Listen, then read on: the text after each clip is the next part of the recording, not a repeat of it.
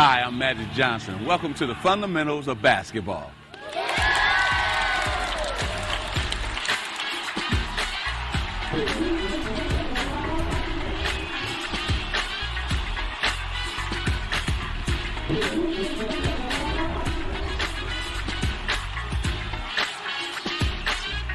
To be the best, you have to learn from the best.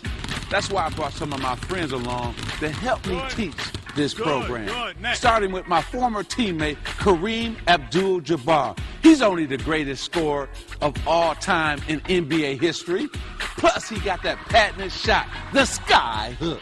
For me, the fundamentals were everything. If it were not for the fundamentals, I would have just been another tall, aspiring athlete trying to play basketball. Then we're talking about Carmelo Anthony, and we call him the triple threat man. First of all, fundamentals don't come overnight. I mean, you gotta work at it, keep working at it, and then they always say practice makes perfect. When you keep doing that, the more you do it, the better you get at it. And the Woman Player of the Year, I love her to death, Diana Taurasi. Woo, can she score? Woo, can she pass? I think there's got to be, balance to everything. And my balance was the passion to play. I just love to play. Then we move along to Amari Stoudemire, the big man, down low, powerful, strong. He would dunk on you and block your shot all at the same time. Fundamentals is that's what basketball is about. If you have the fundamentals down pat, then the creativity will come out. Then we talk about Mr. Smooth himself, Rip Hamilton. He's only the best mid-range shooter of all time in the NBA. Oh, he's so good. I love his game. You're going to get to a point in time where if it's going to college and you're playing with 4 or 5 other McDonald's All-Americans or anything like that, there's going to be a time where you're going to match up with somebody that's just as athletic as you, just as fast as you. So you're going to have something, you're going to need something to go to. And I think the fundamentals is always something to go to. Then somebody I work with every day named Kenny Smith with that three-point jump shot. Woo! It's good, all net. You could be in the gym 3 hours. But if you do the wrong 3 hours, don't mean it. You do the right things that's on this fundamental tape, and you're in there for 45 minutes, you're going to be drenched, you're going to be tired, you're going to not want to be in it, you're going to go to sleep, you're going to eat right, because you're going to need that to get on the court for the right 45 minutes. I also brought along with me one of the most successful high school coaches in California high school history. His name is Coach McKnight. He's won 661 games. 5 California state championships. Man, this guy can coach. Well, we all started somewhere in the coaching days, and I started back when I was 15, 16, and I did not have a great knowledge of basketball, did not play a lot of basketball up to that point. And, I self-learned everything. Basketball was stealing from everyone else. And this tape is a good opportunity to learn the fundamentals of offense and defense. And yet, you're taking in from a lot of different pros with your leadership on how it's done and some of their favorite moves and some of the things, they found that have been successful for them. So I got together one of the greatest teams ever. I call it my dream team. You know what we're going to do? We're going to teach you how to win on the court, and we're going to teach you how to win off the court. Everything that we know about basketball, we're bringing it right to you in your home. You're going to love it. Come with me. It's going to be a magical time and a magical ride. It's all about basketball. And we're out of here.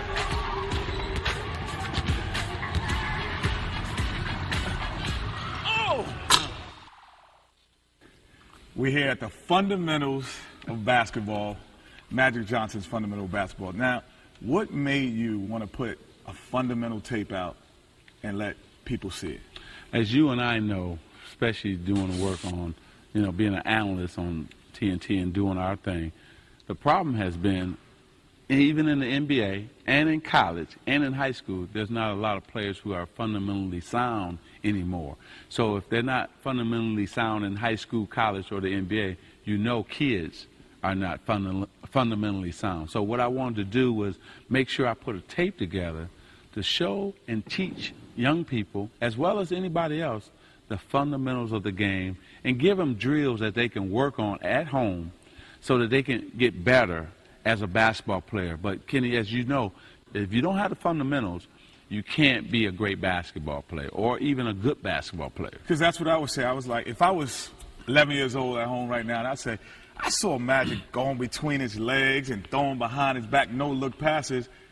But is there fundamentals in part of that? Oh, no question about it, because first I had to learn how to dribble with my left hand and my right hand first.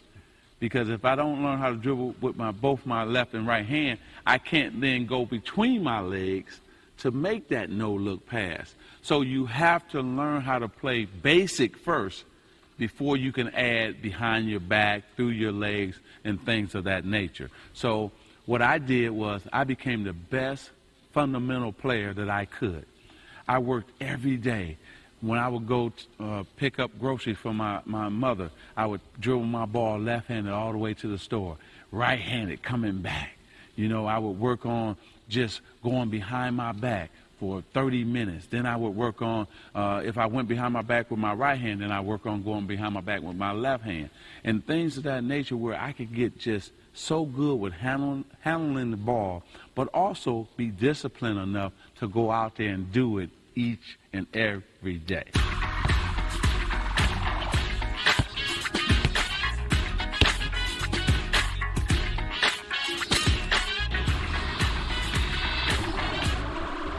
Now, you have some drills that I know you probably work on, some ball handling drills each and every day to make you a better ball handler.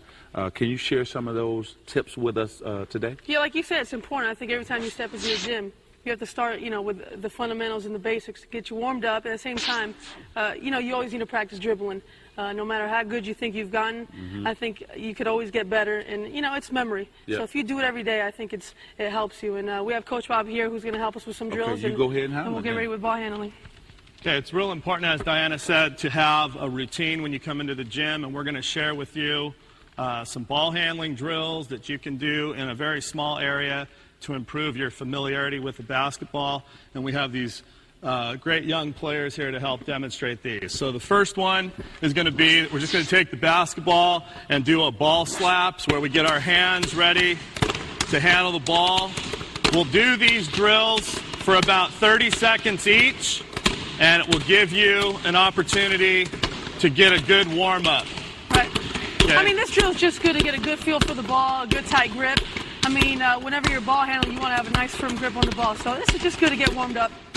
Absolutely. Okay, next, we're going to go around the right leg and then around the left leg, one leg at a time, and they'll demonstrate that drill next. Their head is up, looking down the court, so that they can find the open man like Magic was so great at doing. And then we'll switch legs and go around our left leg. You can go either direction. The key is to use your fingertips and to keep your head up looking down the court.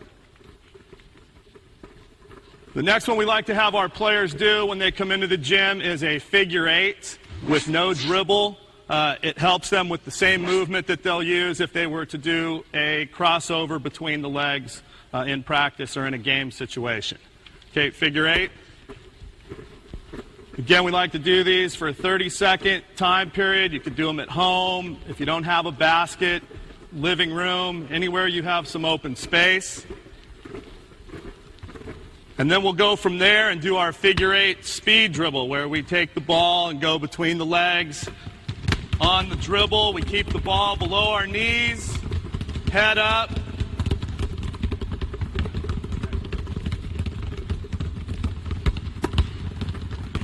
Great job. You know what's important with all these drills, I think, is to have your head up. There's nothing worse than someone who's dribbling with their head down and you miss open teammates. So, I mean, when you do drills like this, just concentrate, have your head up. As you said, Magic was great at fighting cutters and his teammates. I think that's important. And that's probably why you won 3 NCAA championships as well. Yeah, I mean, passing is important.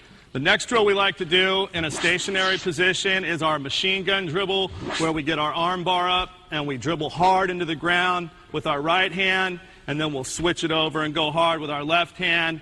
Okay, machine gun, ready, go.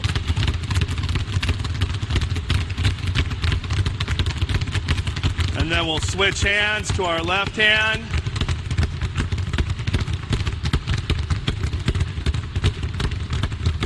That's a great job. Next one in a stationary position is to go forward and back with our right hand on one side, and then we'll go forward and back on our left side. Ready, go. Again, keeping the head up is extremely important. Good job. And make sure to always protect the ball with your off arm. I think that's important. You know, you always have defenders on you, so it's always key to have, you know, good firm arm base, so, you know, keep a defender away. One of my favorite dribbling drills while I was in college, we used to call the creeper. It's just, you know, a ball handling drill to get, you know, guards, you know, familiar with, you know, handling the ball and protecting the ball. It's really simple. Just have your back to the basket and your defender, keeping the ball away from the defender and having your arm bar up. You're able to see the whole floor, set up the offense, and, you know, pretty much, you know, see the whole floor. And they're going to demonstrate real quick how to do it. So we're going to have our, right. As a defender, you want to keep it away from the defender. At the same time, you can see the whole court. I know Magic is one of his favorite moves. Being a bigger and stronger guard, you have to find a way to protect the ball and at the same time be effective finding, passing, and then looking at cutters. So I think this is a real effective drill. As you can see, works very well, easy to do. Another one that is a good dribbling drill, just to get familiar with the ball, is just stationary behind the back. Just get a feel for the ball. And as a good ball handler, you want to have a lot of moves to change it up. You don't want to be predictable with the ball because defenders, you know, latch on to tendencies. So as a good ball handler and as a great player, you have to become familiar with a lot of different dribbling moves. Another one that's effective is just playing out between the legs. Like I said, you know, the more moves, the more variety of dribbling techniques you have, you'll be more effective as a basketball player, do a lot more on the court. And the key to all these drills is have your head up, because that's the most important thing in basketball is vision and seeing a lot of things. As you can see, they're doing a great job, and they're easy drills. You don't have to do them for a half an hour. If you do each one for, 30 to a minute, I think you'll be effective and you'll improve as a ball handler.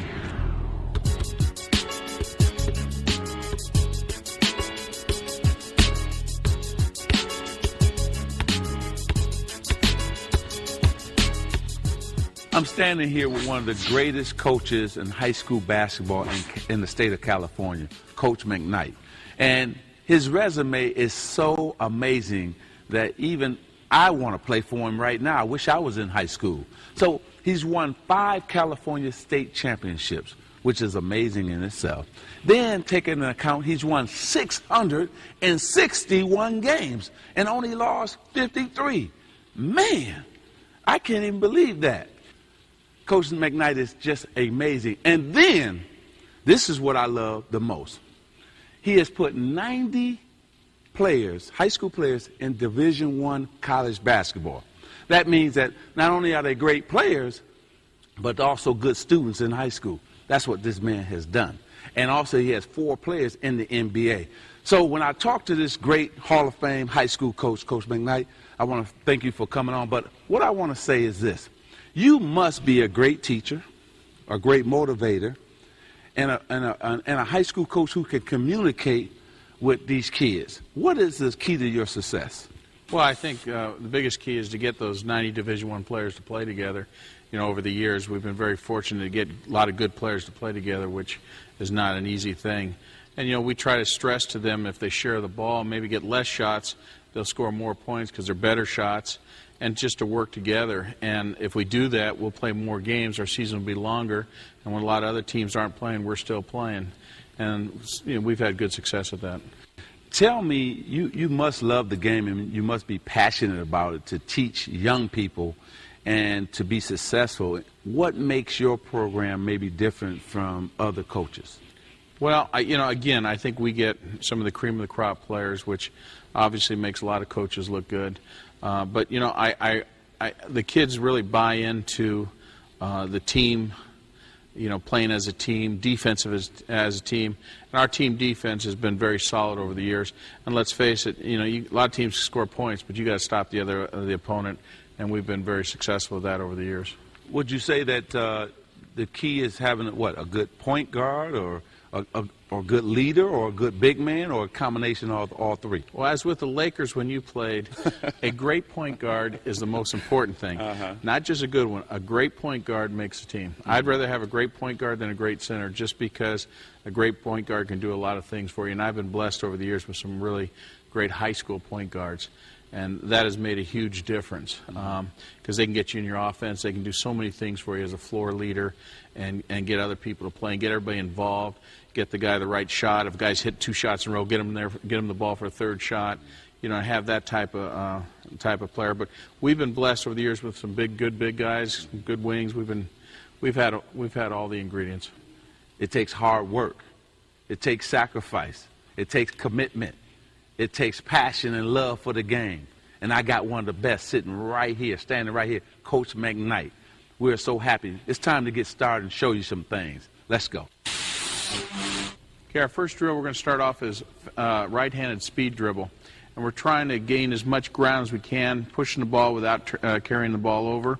And I'll have the boys demonstrate right here with Magic Johnson. And what Coach McKnight was talking about is you want to get that ball in front of your body so that you can burst out of there. If you're in a pack, you can get ahead of everybody and then also push the ball where you can make a decision quickly. So you want to get that ball up, get your head up, get the ball ahead of you very quickly so you can get down the court on the fast break, okay? Here we go. Go. You see the ball is ahead of their body. They're looking up the court to see if a man is open. That's how you have to do it. Go. Now we're going to go to the left-hand speed dribble. And remember, always get it out there in front of you, but always stay low when you're coming out. Stay low, stay low. Then when you get about 3 dribbles, now you can come up high and start looking up the court for the open man. Stay low out the burst, first couple of dribbles, then you can raise up high, okay? Just like this. You want to come down, stay down. Now I can come up and get to looking, okay? That's how we want to do it. Go. Stay down. Now up. Yep. Good. Go. You see, that first 2 steps are very important. If you can get out quick, then you can leave 2 or 3 guys behind you. Now that fast break going to be 3-on-1, 3-on-2. And you know once the Magic Man get into a 3-on-1, 3-on-2, woo! It's over. James Worthy on a slam dunk. Michael Cooper on the alley-oop. Oh, you better hold me back. Now, the crossover is you want to be down. And then you want to go about a couple steps, 3 steps, cross. Now, when you cross, you got to cross quick and fast. So if I'm crossing over, I got to cross over, and now I got to have my protection hand right out in front of me in case the defense want to reach in. So I go 3 steps, I cross quick. Same thing. Always cross quick. Get that ball right in front of you with a burst of speed and cross over very fast and then go up the court, okay? So we're going to do a couple dribbles left, then a couple dribbles right, crossover, and that's what we're going to do right now. Go. Quick. See how quick? You got to stay low and don't be high. Good. Go. Nice. Very good. Very good. Now what we're going to do is what we call our step back crossover. It's the same thing, but we're going to step back to crossover because maybe the defender is up on me close and I need to just step back off of it. So we're going to come here and we're going to step back to crossover. And it's just taking a step backwards and then crossing over. Okay? So you may be moving forward, but maybe I need to step back to cross over and then go. Okay? Here we go.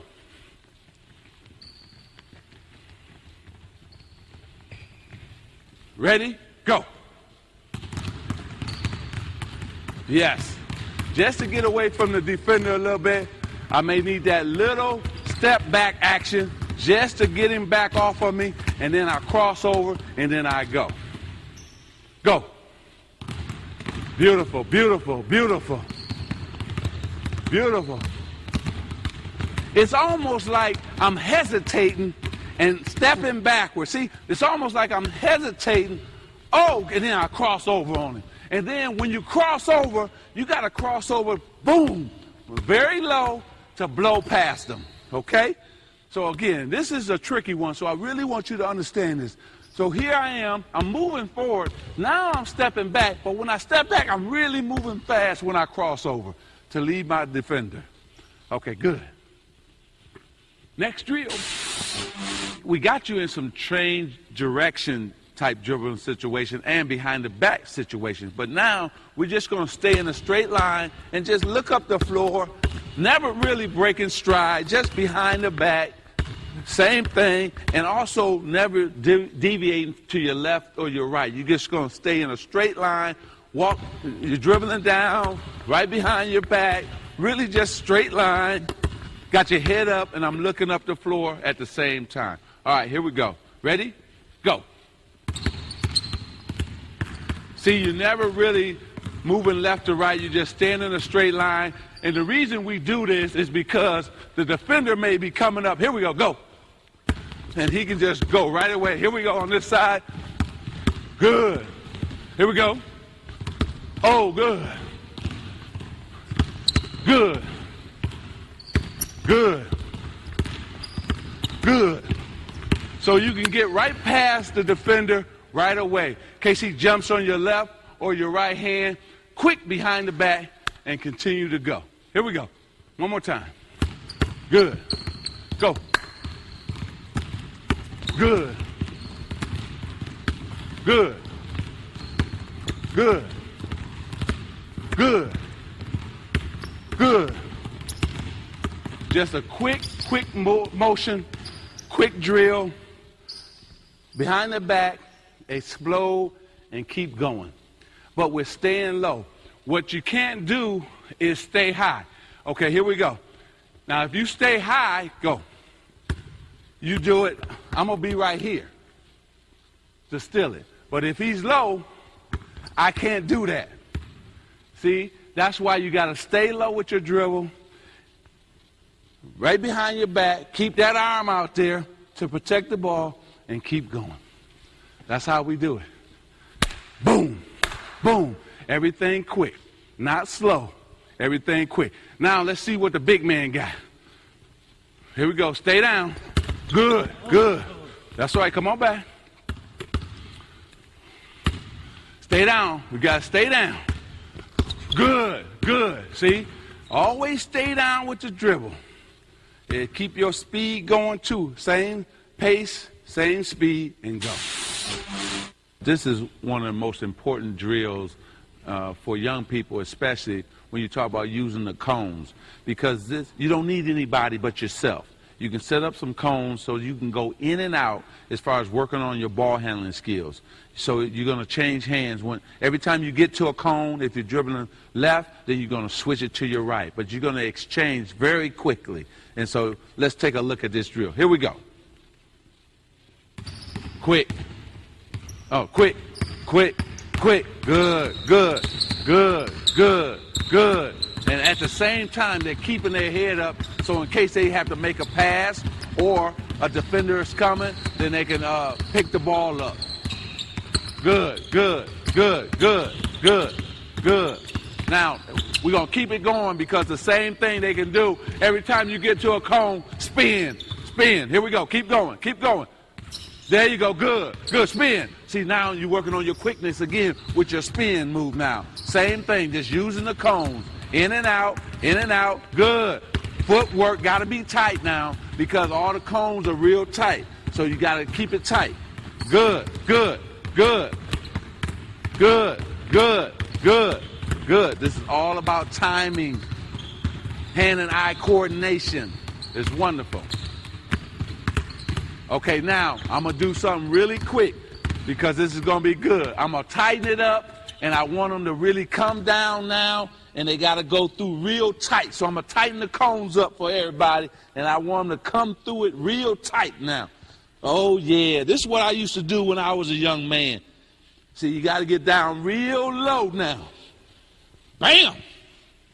See, they didn't think I used to do all this stuff, but I did. Yeah, when you're young, see, you can do all this. Now I'm old, I can't do this no more. Thank you, sir. Okay, now, I want in and out very quickly. change real quick. Oh, Irvin. Oh, I made it. I'm a star. Really, we're not going in and out as much as we're just working on just dribbling in, out of each cone. Your body can stay straight, but I just want to work on their fingertips right now. All it is fingertips. Go. Good. Good. Look how quick that has to be. Look how quick that is. Oh, that's beautiful. Beautiful. Beautiful. Man, that's lovely. Lovely. Lovely. Lovely. Lovely. If young people would work on this, they will improve their ball handling. No question about it. Each and every day, if they work on this, they will improve their ball handling. And the reason we do that drill is because of your fingertips. You got to switch that ball left to right so quick, being in a tight situation, that it makes your fingertips stronger. Beautiful. I'm going to have to give my hand myself because they did a nice job with that.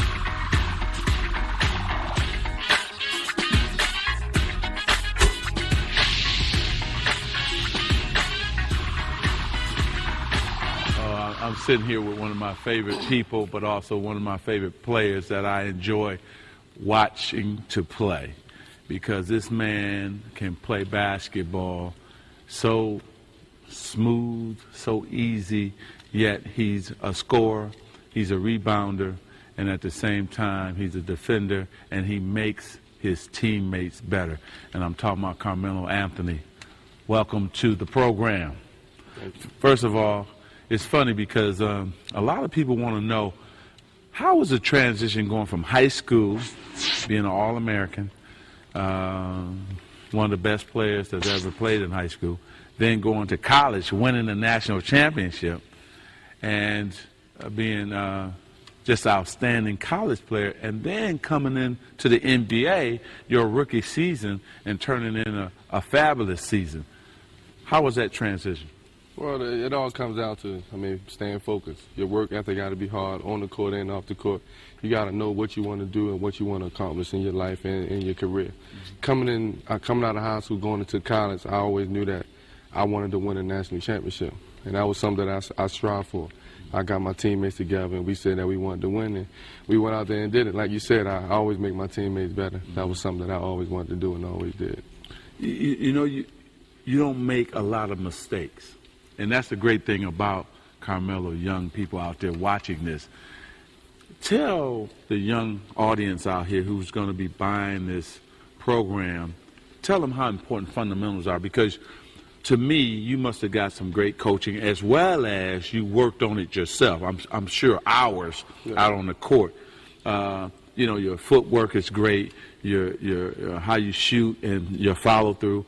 Tell our young audience what you do to prepare in terms of working on your fundamentals. Well, first of all, fundamentals don't come overnight. You gotta work at it, keep working at it, and they always say practice makes perfect. When you keep doing that, the more you do it, the better you get at it. I always had practice on my ball handling, shot a lot of jumpers, ran the court, tried to just get my conditioning up, and the older I got, the more times I did it, the better I was at it. Tell us about your work ethic, because I know for me, you know, I love being the first one at practice. I was always the last one to leave. I worked on a lot of things that I couldn't do well. And through that work ethic, I got better and better at those things. Tell our audience what you try to do to improve on your game. Well, like you said, getting to practice early. Always be the first one to practice, leaving. Be the last one leaving. And just go super hard in practice. The harder you go, your teammates gonna feed off that, and they gonna follow your footsteps. Take us through, because one of your best friends is LeBron James, and take us through. It's like Larry Bird and I were not able to be friends up until probably our 6th, 7th year in the NBA. Now we're good friends.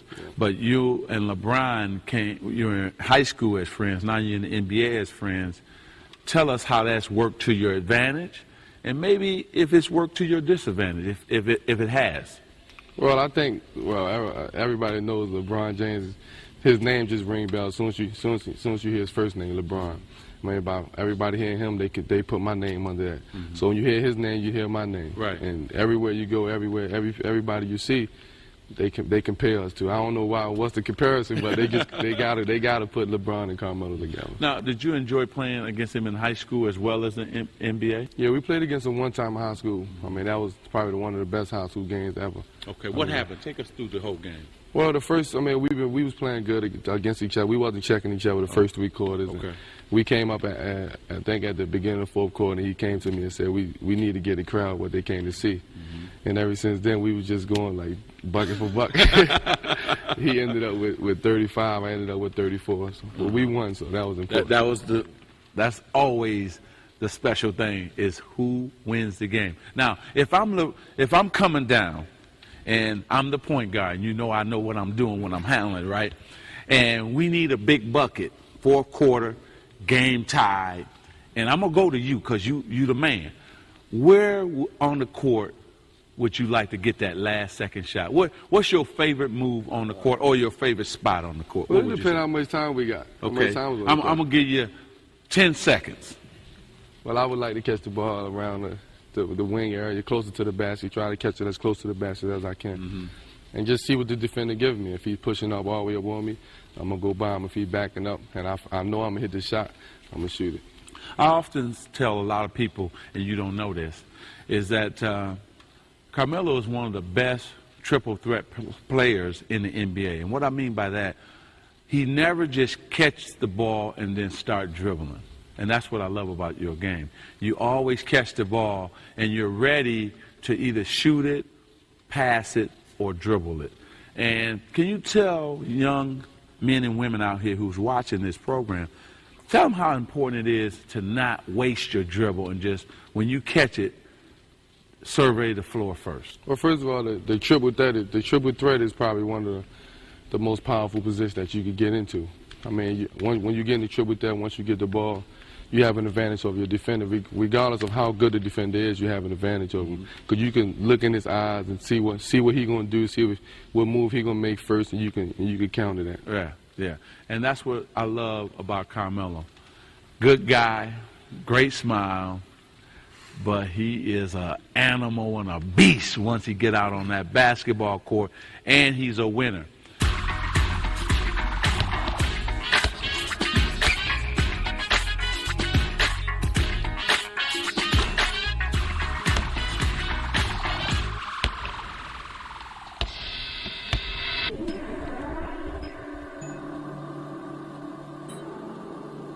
I got my partner in crime right here, Carmelo Anthony.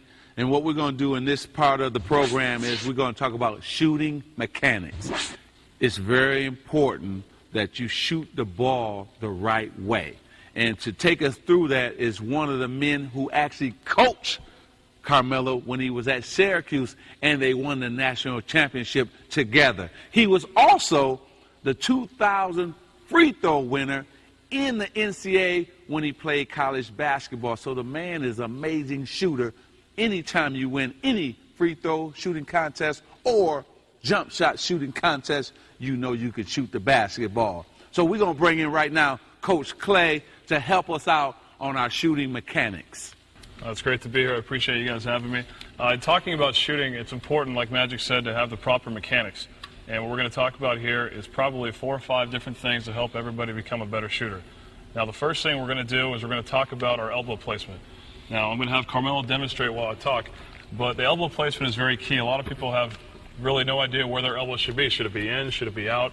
Where should it be? Well, the easiest way to help someone understand where their elbow should be is just like if you're walking down the street and you raised your arm up. That's the most comfortable place that your arm normally is, and it'd be great for the shot if you're very comfortable. So if you had your elbow up, just like you're walking down the street, that's where your elbow placement should be. So if we had Carmelo having a proper elbow placement, number one is very, very important foundation. Number two, we're going to talk about his knee bend. Now, Carmelo, we want him to be properly bent. We don't want him to be too low. We don't want him to be too straight up and down either. A nice, easy bend for Carmelo is probably good for his strength. He's a very strong kid. But some of you young kids are going to have to probably use a little bit more knee bend. Well, Coach Clay, before you go on, let's talk about the elbow before you go to the knees. Now, why do you not want the elbow to be out like that? Well, the elbow out like that is very uncomfortable, and what it's going to do is it's going to make the shot come off probably left or right. You want it to be straight at the basket, So you're going to be, so if you're going to miss, which we don't want, if you're going to miss, it's going to be short or long. It's not going to be left or right. Okay. Now, let's talk about when you said the knee being bent. Now, you don't want it too far out, do you, like this? You just you don't want it too close to the feet together. What's a proper stance for? Well, probably shoulder width apart is probably the proper stance. You want to be comfortable though, and like I said earlier to Carmelo, and not to you at home yet, is you want to make sure that as low as you're gonna get when you're going to get up to shoot the ball, as low as you're going to go in your shot is where you want to start from. You don't ever want to catch it, then go down again, and then go up. That's a kind of a slow shot. So it's very important to catch the ball as low as you're going to get. So all you can do is go up. Now that's how you get a quicker shot. And what he's talking about is be ready to shoot before the ball gets to you. And Carmelo already has, so we're going to show the elbow placement with Carmelo. We're going to show the knee bend. He's got a good knee bend. Now the next thing we're going to talk about is his fingertips. Okay? We want the ball properly on the fingertips. We don't want the ball in the palm of his hand. Now, actually shown right now with the ball in the palm of their hand. That's not where we want the ball. We want it in the fingertips, because if it's in the palm of the hand, the shot usually comes off hard when it hits the rim. Now we want a shooter's roll. That's where we get the shooter's roll, is with the fingertips. So he's got the ball nicely in his fingertips. Now the next thing he wants to do is when he goes up for the shot, he's going to push up through the ball. He's going to push up high and up and not out through the ball, and he's going to have a nice follow through at the end. So if he were to shoot it in place and catch it, that's exactly how it would look. Now it's easier for us to say it here, but there's a lot of years that come into getting to Carmelo to where he is right now. So we're going to go over them all one more time closer to the basket. We're going to have Carmelo go down there and shoot a couple jumpers for us, kind of give us an example. And for all you at home, make sure you're not necessarily watching the ball go in. Make sure you're watching the fundamentals and the 4 or 5 things we've talked about leading up to the shot. So we're going to have Carmelo down here on the baseline. We're going to have him down at the block. Okay, I want you to notice Carmelo. He's got his feet wide, about shoulder width apart. He's got his feet, he's got a nice bend. He's got his mechanics, got his elbow in a great placement. He's got the balls, he's got his fingertips on the ball, and he's going to push up and through the shot. Now, if you notice, he's doing the same thing every time. That's very important in shooting. Ideally, almost in any sport, if you do the same thing every time, your chance of shooting a better percentage or being better in that sport is it's going to happen. Okay, we're going to have Carmelo come all the way up here to the top of the key. Okay, it's very important in basketball that you're in an athletic stance. And I don't mean to bring other sports into play, but in every sport, you want to be playing down here. This is where the game is played. So in a triple threat stance, Carmelo can pass, he can shoot, and he can dribble. So if Carmelo right now is in a proper triple threat stance, as you can see, the ball is out. He can pass, he can dribble if he wants, or he can go up and shoot. Okay, he's in an athletic stance. That's obviously the perfect stance what we want. Okay. Now out of this stance, Carmelo can do a number of things. Not only can he pass, dribble, and shoot, but he can also set his man up to make moves. Okay. So if Magic was guarding Carmelo right now, and the first move, what we're going to do is kind of a jab and go. Okay. So if Carmelo were to jab, probably to this side, his dominant side, and he kind of gets Magic kind of raising up, kind of stand up, maybe falling asleep a little, he can continue to go off that move. So what we're going to do right now is Carmelo is going to jab at Magic, and Magic's going to stand up a little bit, and then he's going to continue on. Now, it's very important in this that you stay low when you go body to body. Now, Magic was one of the best at doing this. You don't need me to tell you that. But Carmelo right now he's going to come right off his hip. He's going to come right off his hip and continue all the way to the basket. Okay, we're going to go ahead and go all the way to the basket this time. But again, watch his footwork, watch how low he stays, and watch him explode out of this movement to the basket. Okay, we're going to do it a few more times. This is called the jab and go. He's going to jab at him, and he's going to wait till Magic raises up, and he's going to continue off the jab. That's the go part of the jab. Jab and go. Good. One more time, Carmelo. Jab and go. Again, try to explode out of the movement. Very nice. Okay, now another thing we can do out of the triple threat is we can jab and pull back for a three. Okay, jab or pull back for a shot wherever you are on the court. So right now, Carmelo's going to jab at Magic. And Magic, maybe last time, Magic got caught having Carmelo go all the way to the basket. So now this time, Magic's going to respect that, and Carmelo's going to hit the shot. So he's going to jab right now, and he's going to pull back for the shot. Not too bad, but he's going to over-exaggerate the jab right now for us. Just like that. Now, it's very important, all these moves that we're doing, that he's setting his man up. Okay? One time, he's looking to see where Magic's playing him. If Magic's playing off him, obviously it's very easy to shoot. If Magic is playing up on him, then he has to probably jab and he has to see how Magic reacts to it. So everything's based on how the defense is playing Carmelo. It's very hard to come down the court and already decide what you want to do. It's determined on the defense. I want to ask you a question. Why so many kids, when you pass it to them, they want to first dribble? Explain to them why it's important to catch it, and then the things that you were talking about, get into a proper triple threat position. Because once you start dribbling, now the defense, it plays in their favor instead of in your favor as an offensive player. Well, a lot of times I think that happens. It's a bad habit that starts at a young age. You know, when you're a little fourth grader and you're running around, you got all the kids want to dribble and all the kids want to run at the ball. Well, some people get out of that and some people continue on with bad habits. So it's very important that you slow down as a basketball player a little bit and make the defense react to you. You don't want to do things too quick because you got to let the defense have a chance to set up so you can understand what you can do based on how they're playing you.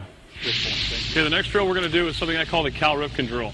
Okay, I thought Cal Ripken was always a great anticipator, and on this drill, what we're going to have our guys do is they're going to anticipate the pass getting into their shot. Okay, now on this drill, we're going to also work on off the dribble. One dribble each way, right or left, depending on which line is going. So for this drill right now, we're going to have Carmelo, we're going to have Taylor, Danny, and Blake coming through the drill for us. I'm going to pass the ball to Carmelo, for example, and Carmelo is going to do everything we've talked about so far. He's going to stay low. Because everything's done in this stance, he's going to catch it. He's going to dribble, rip, one dribble right, one dribble left. Here we go. But at the same time, we gotta know why the significance of the one dribble is. You can't just catch it and just take one dribble and go by. You got to create space and get past the defender and stay low and come up on your shot. That's a great point, Carmelo. It's very important to obviously want to come off hard, one dribble right, or come off hard, one dribble left. It's very important sometimes on a kick-out pass, coming out to Carmelo, on a closeout situation, he can go by the defender by using that. Here we go. Carmelo, you're up. Here we go. Feet are always ready. Feet are stuck out of the mud. Feet are always ready to go. Stay low on the catch. Rip it out of the air.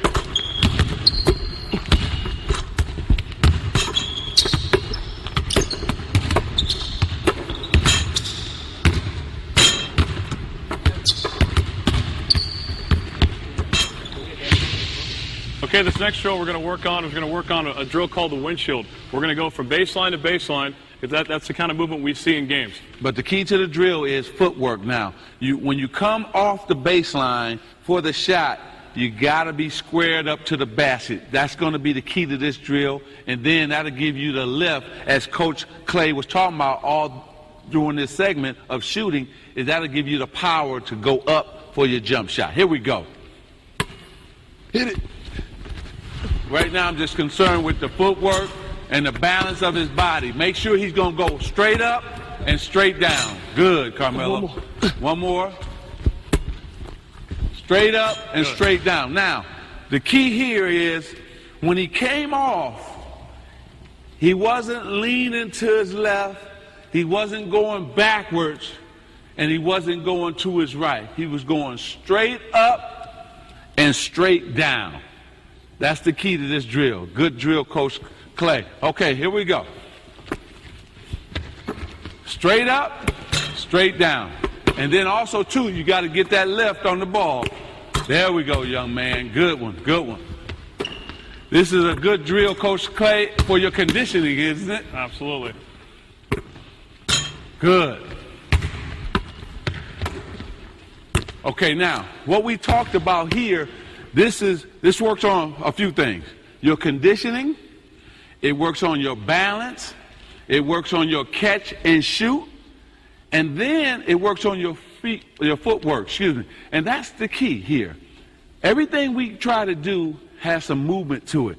Coach Clay, tell them why it's so important to have movement while you're shooting the basketball instead of just standing in your garage and just shooting in one spot for 100 shots. Tell them what the importance of that is. Well, you got to be in great shape to play basketball. That's right. And it's very important when you do these drills to do them as game-like as possible. So that's why we're doing these drills. Okay, next drill? Next drill, I'm going to have Carmelo. He's going to be shooting the ball from about the 17-foot area, 15. You can move it out to the 3 if you like. He's laughing. See, he's the best shooter out here. That's why you got to shoot all the time. That's right. That's what they pay you to do. Shoot shoot, and shoot some more. So the reason why we got this movement is like when Carmelo's running on the lane on a break. That's what the movement we're going to try to mimic right now. So Carmelo's going to head back to the sideline on this, and he's going to end up coming and shooting about a 17-foot shot. And every time between shots, he's going to hit the sideline again. Here we go, Melo. I got it.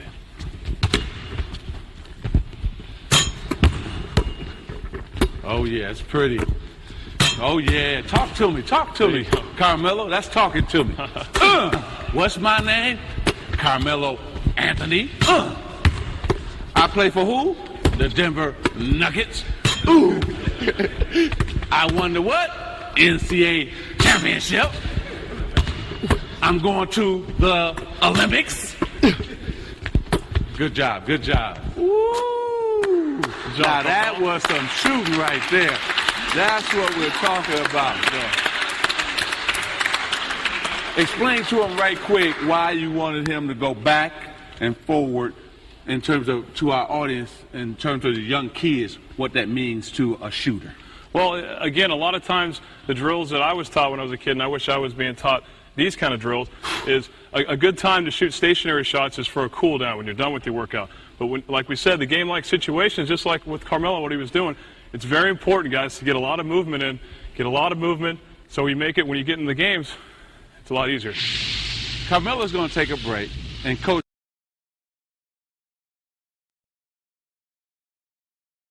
Let me know your thoughts about the drills that we've seen so far in the comments.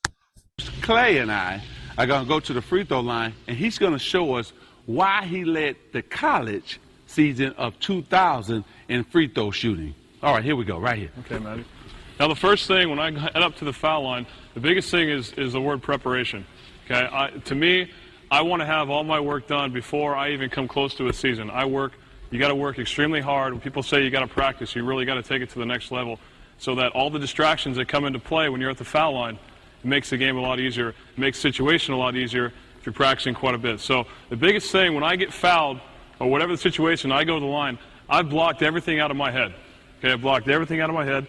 I come down, and I like to find the nail. There's a nail in every court right in the middle of the foul line. I like to find the nail, and I like to stick my right foot on it.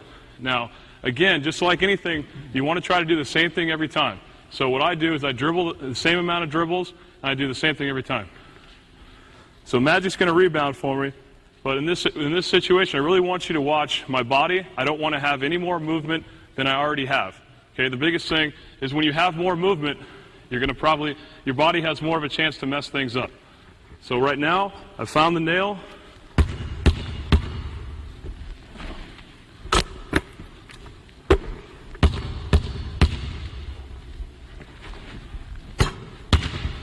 What I want you to explain to our viewers is, how many dribbles do you normally take for you? I take 3 dribbles. Okay, so that's important every time to do the same thing at the free throw line every single time that you shoot a free throw? Yeah, it's very important. It's very important to have a regiment when you go up to the foul line. Yeah, because I see some players dribble once, some players dribble the next time he would dribble 5 times. And why does that throw you off? Well, I've always thought that I don't like to spend much time on the foul line because my body already knows what to do. Mm-hmm. It's been doing it for quite a while. So when I see guys, spinning the ball, and everybody's got their own thing, I've seen people go between the legs and all kinds of stuff. I think that just gives you more time to think about things. All right, guys, split it up. We're going to put pressure on Coach Clay and see if he can really do this right quick. All right, here we go. 1. Okay, make sure we sound it off when he make it. 2. Make sure we sound it off when he make it. 3. All right.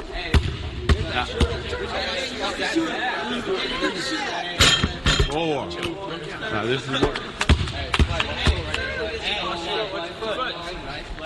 5. This is what we're talking about when we talk about concentration. We have to concentrate. 6. See, this is game type conditions right here. 7.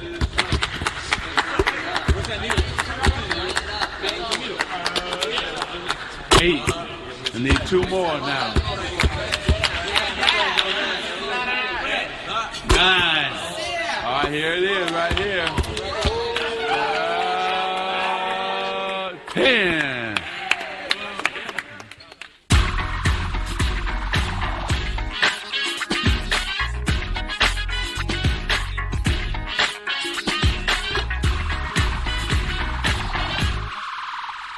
First, before we even start, how's the championship changed your life? It's crazy, you know, because words can't explain, you know, what it means to win a championship when you got guys like Karl Malone, Gary Payton, guys that have been in the league for a long time and accomplished so many things and don't have one.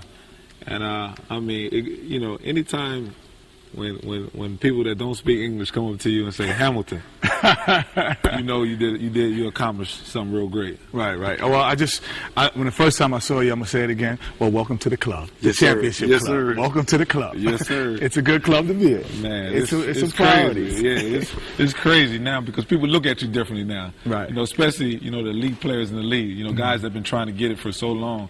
You know, it's different, man. I'm blessed.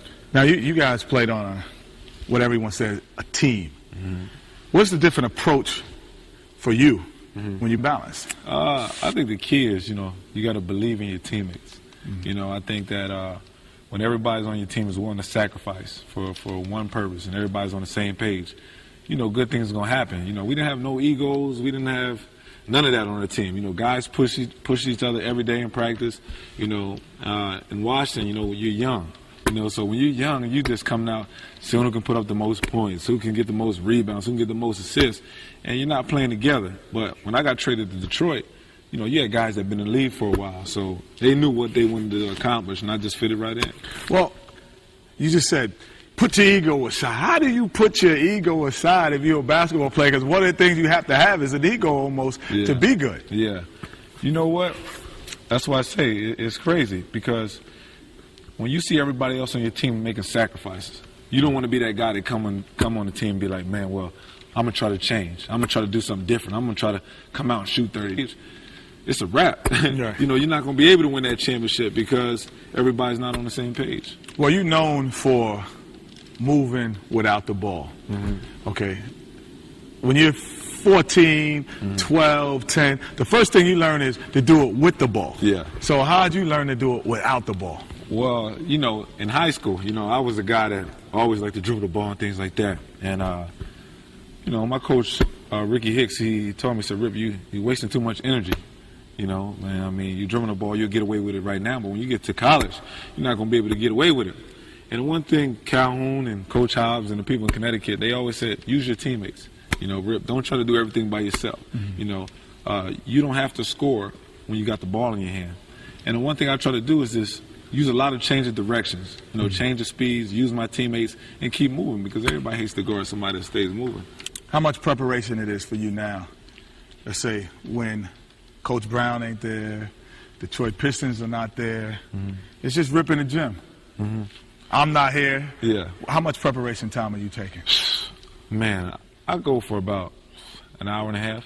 Mm-hmm. My thing is, I tell people all the time, that's when guys get better. When nobody's not in the gym and you can work out by yourself and just work on your game. Mm-hmm. That makes players to great players. And, I do a whole lot of stuff. I stay moving. I bring, a couple guys in the gym and I do a lot of moving without the ball. I would never stay still and shoot. Mm-hmm. If you ever watch me play, I'm never just a standstill shooter. I'm always moving around because I feel as though if I get my heart going, that prepares me more for the game. Like I'll take 2 dribbles from half court for a pull-up jump shot. And they them type things that you'll get in a game that you would never know because you're in the gym by yourself and you keep doing it, then it makes the game easy. If you said, well, when it's all said and done now, people are going to say Rip Hamilton's the best at, what's that thing? Probably the medium range game, either that, but I love to tell people I'm the best, most conditioned athlete in the league. Because I really take pride on my condition. I take pride on, working out, because, like I said, at this game, at this level, everybody wants to dunk. Everybody wants to take it on the legs a couple of times. I try to do stuff that people don't want to do. Like, one of the biggest reasons I start working on my mid-range game because when I was in 11th grade and I was at the ABCD camp in Teaneck, and that was the first opportunity I got out of Coastal and played against other guys like Kobe, Tim Thomas, Jermaine O'Neal. Was a lot of great players there, and everybody was dunking, and I was dunking too. But I seen these guys; they was jumping much higher than me. And I said to myself, I said, "Man, I gotta go back to the drawing board. I gotta find something that other people ain't doing." And then that's when I really worked on my 1 dribble pull up, my 2 dribble pull up, my 3 dribble pump fake pull up. And I think that's really what got me over and got me where I'm at today. Okay, now we're going to talk about footwork. And Rip is great at footwork, and Coach Clay, we're going to go a couple drills. But one thing about this whole segment, we might show it once or twice, but the repetition is going to be the most vital part. You have to do this at least 50 to 100 times a day. We're going to show it once or twice, but you have to do it at home as a viewer. You got to do it more than that. Well, I think, Kenny, the footwork is probably the most underappreciated aspect of basketball. I think it's very important to be on balance every time you catch the ball, every time you're about to shoot. And I know we have, luckily, Richard Hampton here, who's one of the best at it, but it's extremely important, and we're going to get right at it. First thing we want to talk about in regards to footwork is, a lot of guys back home, a lot of guys don't even pay attention, even know what your feet are doing. A lot of times, guys are coming into their shot, which I personally like, coming into a 1-2 the shot. The next time they might hop into the shot. The next time they might be off balance and fade left, fade right, fade back, fade forward. The bottom line is you want to try to do the same thing every time. So what we're going to do right now is a simple drill just to kind of work on stepping into the pass. It's ideally we're going to be stepping into the shot, but this drill is just designed to get us stepping into the shot. So just a simple passing, like a two-man passing drill. But the biggest thing is we're going to do everything but shoot. But I want him to walk into the shot, and you're going to see me walking into the shot as well. But this is a good way to get your feet moving to where they need to go towards the bucket. Just like that. Notice our footwork. Notice our footwork during this. Everything is the same way. Maybe a good warm-up drill you do before you start shooting.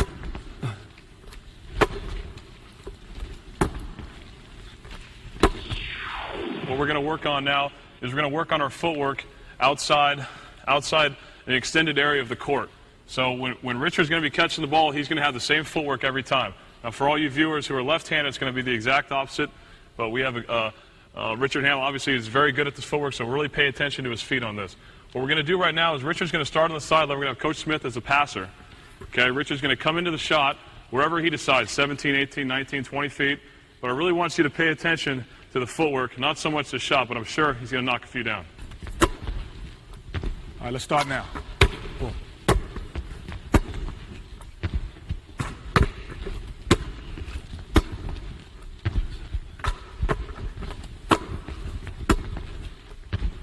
Okay, if you notice, the easiest part of what he's doing, because it went from earlier, stepping in, and if you're having trouble trying to figure it out, if you think about your inside foot, the inside to the basket, inside to the passer, that's the foot that normally you would step with because that's the one closest to the ball. I'm not going to step with this one because someone can kind of come into the passing lane.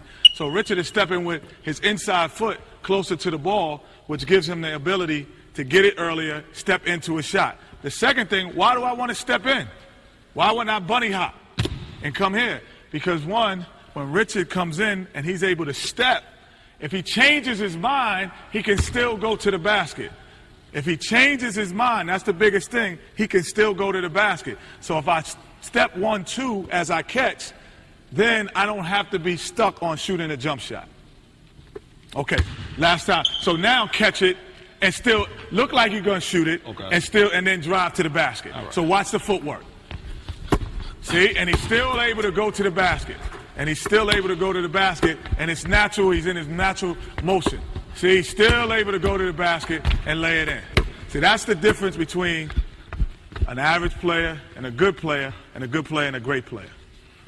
Now, again, that was a little bit easier because he's coming on a break and all his momentum is already coming towards the bucket. So right now what we're going to do is we're going to apply the same footwork, but in more of a play-like, game-like setting. So if he were to start on this side of the court and end up on the other side of the court in kind of a windshield type movement, we want to see what his footwork. Let's see if he can still keep his footwork the same way. So we're going to have, again, Coach Smith going to be at the top. We're going to have Richard down here on the baseline, and he's going to be going from sideline to sideline for the shot. He's going to get a shot here, shot there. We're just going to keep going back and forth, and I want you to pay attention to his footwork. Ready.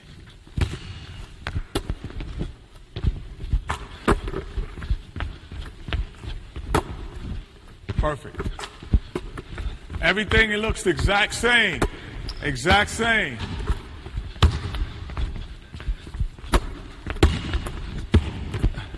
And if you notice what Rip was able to do, as he's coming out, his footwork looked exactly the same as he coming over there. But the last thing that he did which is probably most important. Everyone talks about triple threat or squaring up, but when he shoots the basketball, I see a lot of people at home probably do this. My feet are pointed towards the outside. No. Rip turns his feet and squares them towards the basket. Good shooters make sure that both their feet, their shoulders are pointing towards the basket when they're shooting the basketball. I got a question for you, Kenny. Now, as a defender, and I don't mean to jump into defense right now, but as a defender, the higher up you go, can't you tell when a guy's off balance, and can you take advantage of it if his footwork is maybe, let's say he had the opposite footwork right now. Let's actually use Richard as an example. Let's say Richard's on the perimeter right here, and he's got his right foot instead of his left foot jabbing at me. Let's say he's got the ball, and he's got the opposite footwork of what we've taught. Now, as a defender, can't you really take advantage and maybe crawl up into him if he's off balance? No question about it. I think the one thing that Rip uses better than anyone else is the fact that he penalizes guys for playing good defense because he has great foot movement. So if I do everything correctly and you be the passer and Rip does it correct, I do it correctly and a good defender's coming, I come at him. See, he's penalizing me for getting close to him, and because he stepped with the correct foot. Where if he does it the other way and kind of back up, right? And he backs up. See, I'm going to come up to him.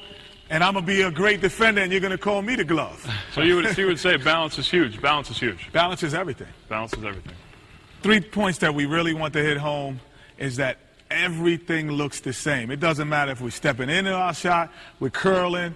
It doesn't look different. We have the same footwork, and that's what makes us quicker, faster, and more balanced. That was the key to anything that Rip said, anything, was being on balance. Yeah, like Kenny said, you got to be balanced, everything squared up to the basket, shot preparation, I think, is more key than anything. And the shot, that's 25% of the battle. I tell people that all the time. If your foot's squared up and your shoulders are squared up to the basket, the shot is 25% of the battle. So do 75% of your homework. Yes, sir.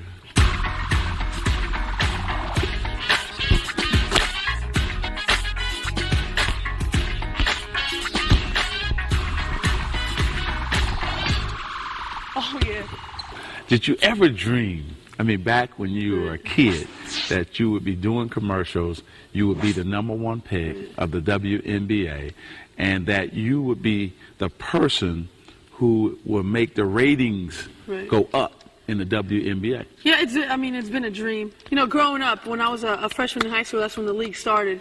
And you had, Lisa Leslie, Cheryl Swoops. So those are the people I looked up to, pioneers that, built the league and have sustained it for this long. And to have the opportunity to just be in that situation to popularize the league. It's still young. People really don't know about it yet. Right. And, I'm going to do whatever I can for people to come out, watch the games, like you said, kind of revolutionize the game with other great players. I think, it's really a stepping stone for the league and women's basketball in general. Exactly. And we need the younger kids, to latch on to personalities and want to play, and especially young girls who really haven't had that in the past. Yeah. How does it feel being those young girls' role model? Right. It's funny. I go to the games, I'm warming up, and I see little girls with, my jersey, and I'm just thinking, I didn't have that growing up. Yes. Because, I looked up to you guys, but I didn't have a female athlete to really look at. And for them to have someone, I think it's just great for everyone to kind of, have someone to look up to be their role model, or just, inspiration. Now, you're from California. Right. Now, it comes down to your high school decision to go to college. Right. How did you choose Connecticut? And was it a close second with anybody else? There was a close second. UCLA, being close to home, family is so important to me that, for them to see, every single college game was, top priority on my list. But, Connecticut came knocking, and personally I had to be selfish about a decision and go all the way 3,000 miles that far away, and it worked out because I think that's the place that was going to challenge me as a person, as a player, and I needed that challenge at that time in my life. Talk to a lot of our young ladies who will be going from high school to college. Can you give them some tips on how to budget their time as far as college, what's important and what to look out for when they go from being a high school star to now trying to become a college star? And that's a difficult transition, high school to college, going from high school where you're the superstar, you get every shot, coach doesn't yell at you, you're the baby. And when you get to college, you're going to be challenged. You're going to have other great players around you, and how you adjust to different personalities and different games of your teammates is, going to, dictate how good you're going to do in college. And, I was fortunate enough to have a great coach that, pushed me and always wanted me to be, the best I can be. So I think that's very important. And making a college decision is tough. I mean, you know how it is. Yes. You got to weigh all your options. You got to know the right situation, the right coach, because you're going to be there for 4 years. If you're a woman, because right. If you're a guy, you get out a little early, make some money. Well, what I like about Diana's game is she makes her teammates better. There's not a lot of players out there that can do that. Where'd you learn that from? And not only that, but your leadership skills, because you're a great leader as well. I mean, growing up, there's, Southern California, there was one person I watched, a lot. I don't want to make you, but a lot. I'm not trying to. Thank you. I'm not trying to suck up, but, growing up, I watched you guys, and, you guys had so many stars, but when it came down to it, you guys were a team. And like you said, there's not too many people that are willing to sacrifice shots and points for the better of the team. My, goal was always to win. I just wanted to win. I didn't care about how many shots, how many this. Yeah. The numbers were, a sidebar compared to winning and having that team chemistry, which is ultimately why you play a team sport. Yes. What is the one message that you would deliver to them to inspire them, to have them say, you know what, I'm dreaming to be like Diana. Right. What can I do to be like her? Mm-hmm.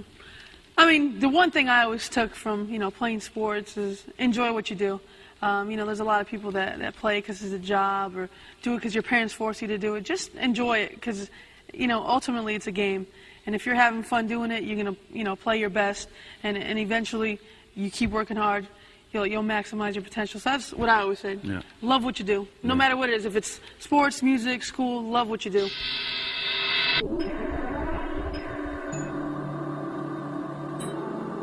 Please, you got to welcome Diana Taurasi as she displays her passing ability, because she can shoot, pass, and dribble. I'm bringing all triple threat people on this program. So here we are. We're going to welcome her now and go right to your passing coach, Jason. Thanks, Magic. Okay, what we're going to do here, we're going to be about 15 feet apart. You're going to catch the ball in triple threat, so everybody getting about a triple threat position right now. And the first thing you're going to do is be in triple threat, and you're going to step with your pass, snapping your wrist, making sure your thumbs are down, and the back of your palms can touch each other. Okay, so that's all you're going to do. First thing you're going to do is make a couple passes, just doing a chest pass. Try to stay in triple threat as long as possible. Here we go, on your own pace. Snap your passes, step into your pass, catch the ball, triple threat, be ready to shoot the ball. Try to incorporate everything that we've worked on so far. Okay, good. Now hold the ball. Next, what we're going to do... Okay, before you go into that, I want to... Diana, why is it important that you step with your foot and then pass? Why is it important? You want to lead foot just to get some power and direction on the pass. So it's just all it is a step to, get that power and direction. Okay. And then, Carmelo, we talk about making sure that our hands follow through. Why is that important? So the ball can get to the person that you're passing to directly. Okay, good. We go to the next one. Okay, the next thing we're just going to add to the chest pass is a ball fake. I believe that every pass needs a ball fake to try to get the defender. See if the defense can move without the ball moving in the air. So what you're going to do, same thing, triple threat position, one jab set with the ball, looking that way, bringing it back, and then step into your pass to a straight chest pass. Here we go. Triple threat on the catch. Here we go. You don't like this drill. You don't like the pass. Yeah. You don't like this drill. Get mellow. Good. Okay, hold it. Very good. Now, let's go right back. Now, I want to demonstrate why it is important to do that pump fake first and then pass it. Now, if Carmelo pump fake, I got to now go and try to steal that pass or deflect it, and if he brings it back, I can't get back. That's why we talk about ball fake first, because the defender usually is all over you. So if he fakes that pass, I got to now lean toward that way, and he just brings it back and makes the pass. Okay, you got it. Okay, now we're going to move on to the bounce pass. First we have the chest pass, now we're just going to add the bounce pass. On the bounce pass, it is important that you bounce it 2/3 of the way, 3/4 of the way towards the person that you're passing it to. Also, again, you're stepping with your pass, your thumbs will be down, and the back of your the back of your hand should hit on the follow through of your pass. Now, before everybody else passes, I want Carmelo and Diana to do a couple. Wherever you make the pass from, that's where the ball's going to bounce up to. So if you're passing the ball to Carmelo, he's a little taller than you might be, so you might have to bounce it a little bit higher than a normal than say Mike would over here, or say Magic would over here. That's very funny that you explained that to the passing queen of basketball. I just didn't want to explain it to you. I was trying not to explain it to you. I saw you make that pass around this full court with one hand. She's only the female Magic Johnson. This is true. This is true. I didn't mean to discredit you. All right, here we go, everybody. Let's go. Here we go. Here we go. So let's do the bounce pass. Okay, step into your path, be in triple threat position. Incorporate everything you've worked on so far. Shooting drill, man. Right? Good, good. Okay, next. Okay, again, now we're going to add the ball fake. So same thing you just did with the bounce pass, now incorporate the ball fake with it. Here we go. Quick ball fake, step with it on the jab. Try to really sell the ball fake, get the defender to move. With the jab, with your eyes, body, that's your ball fake. Move the ball. Okay, hold it. Now, this is also important because of the fact that, say, for instance, that I try to read that pass. Now, it's not only important to make the pass go, if I'm going to Carmelo's right, now he wants to go pass it to his left. It's also important because he's also can keep his dribble. So in case he wants to blow past me and not make the pass, that's important as well. See, the key to basketball is keeping everything simple. Everything simple, and that's what we're doing here. All right, go. Okay, now let's take 2 steps back, each line. This pass right here is going to be a cross court over the head pass against a zone, against a man. If you're a good passer, you can do it against a man. Now what you're looking for is this. On the defense, you're assuming the defender is playing right here, help side. Maybe you're trying to throw the ball into the post. Okay? So you're going to ball fake it, like you're going to throw the ball in the post, so give a little ball fake, and then you're looking for that skip pass. Okay? Here we go. Catch the ball, triple threat, ready to shoot. Go ahead, on your own. Good ball fakes, look for the skip. Now remember, just real quick, one last thing. When you're throwing a skip pass, remember, there's defenders right here. So you have to throw it over the defenders. You don't want to throw it right here. You guys have a tough angle because there's basket, but you want to get it over the zone or over the defenders on the court. So know that when you're passing. Here we go.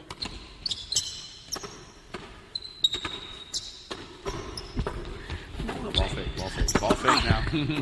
Catch the ball, triple threat now. Everybody stay down. Okay, the next drill we have is machine gun passing. We set it up, we put 3 players on one side, we have 1 player on the other side. The player on one side has the ball, the first player on the line on the other side has the ball.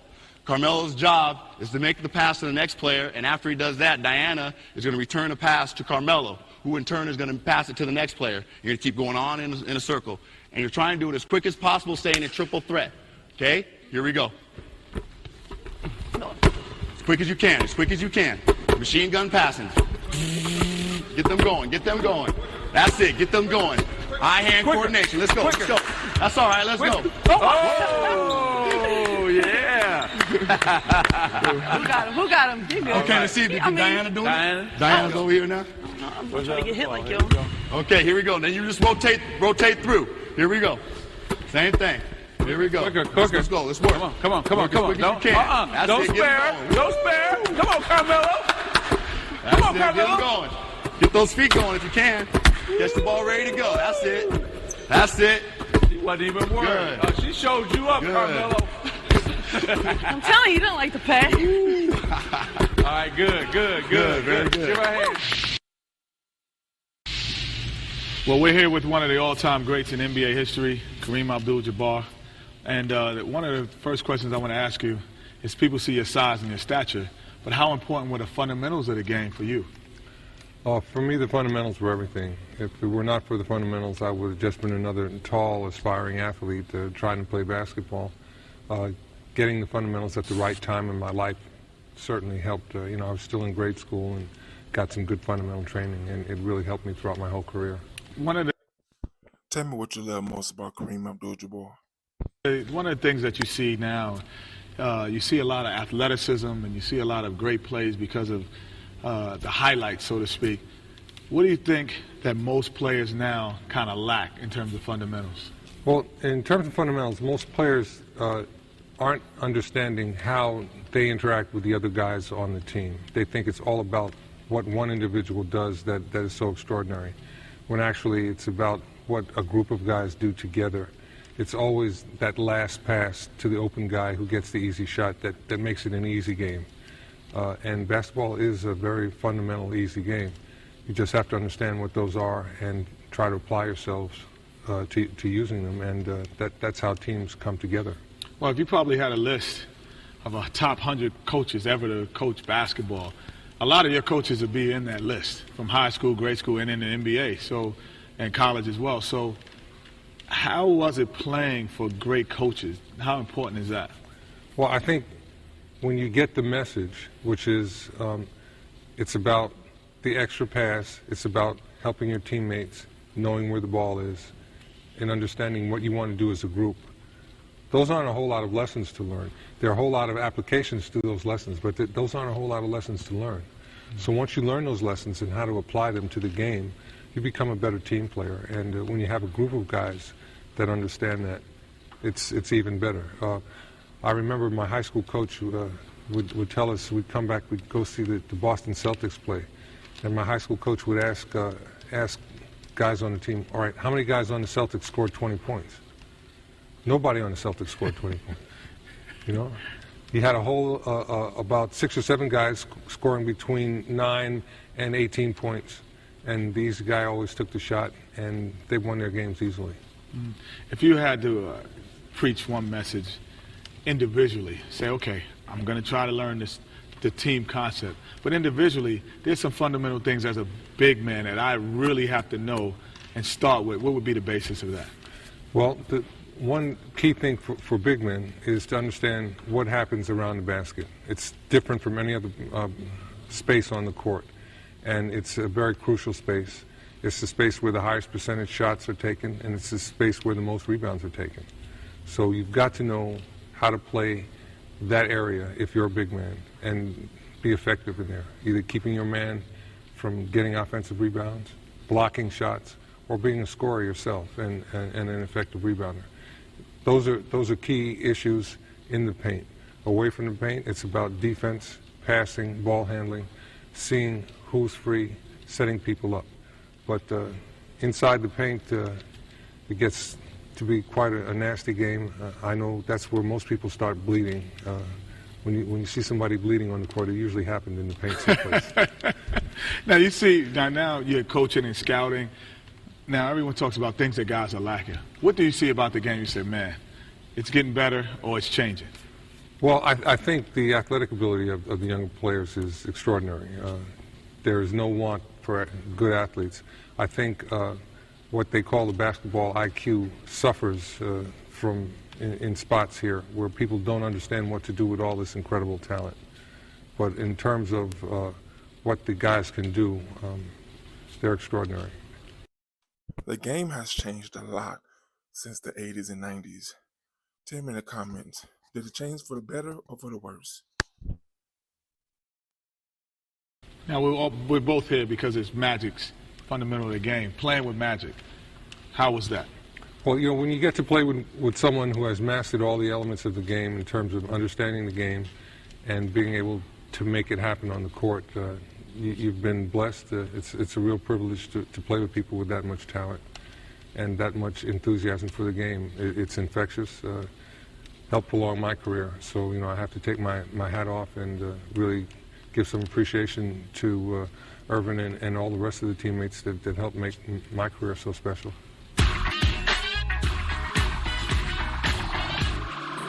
Okay, now we're going to talk about post moves. And obviously Kareem has been one of the best that ever do it in terms of in the post. And Coach McKnight is going to help us out, and we got Alex kind of defending sometime and actually demonstrating to show post moves. Well, I think we should start off with the hook shot. Obviously, Kareem has made it famous. He's the best there ever was at the hook shot. And Kareem's going to show Alex some of the finer points of shooting the hook shot. Well, when you shoot a hook shot, basically what you're trying to do is use the element of speed and quickness with somebody your own size, or even somebody that's a little bit taller than you. You can still get the hook shot over them because they don't know when you're going to shoot it. And so if you can get them involved in defending it, going from side to side, you can always get them with the element of surprise and get it off before they can react and block the shot. So for anybody, you know, especially with height like Alex, who's going to be playing in the pivot, this is a great shot to know. And any like big guard or forward that is going to get an opportunity to get the ball on the post, this is a great shot to know. The best way to practice this shot is to work on the footwork. And the footwork means how you set the shot up using your feet. Now, for the footwork, I always use the drill that George Mikan made famous, called the Mikan drill, which you use one ball, and it's just repetitive, shooting the ball off of the glass right in front of the basket. It's just like this.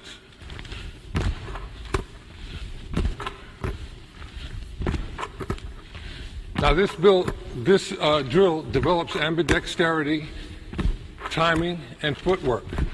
It's all incorporated into one drill. I would do this drill every time I warmed up to play basketball.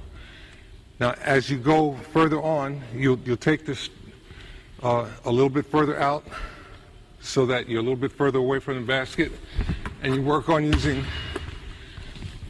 the backboard.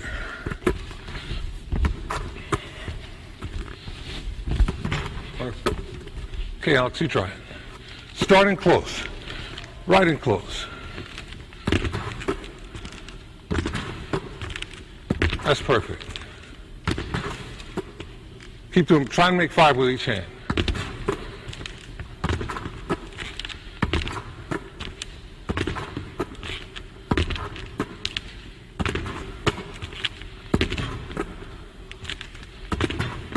Okay, good. Kareem, could I ask a question? Sure. When did you start working on the hook shot? I started working on this particular shot when I was in the 5th grade. They showed, the kids at my school showed me how to do this drill, and it's been part of my basketball fundamentals ever since then. I always do this. It keeps your timing perfect, it keeps your footwork perfect, and it works on your touch. Now, there are ways that you can enhance this drill. I need another ball. And that's, I use 2 balls. So on the offhand, you have to keep this ball above your shoulder. And again, this makes you do just a little bit more in terms of your grip and your shooting touch.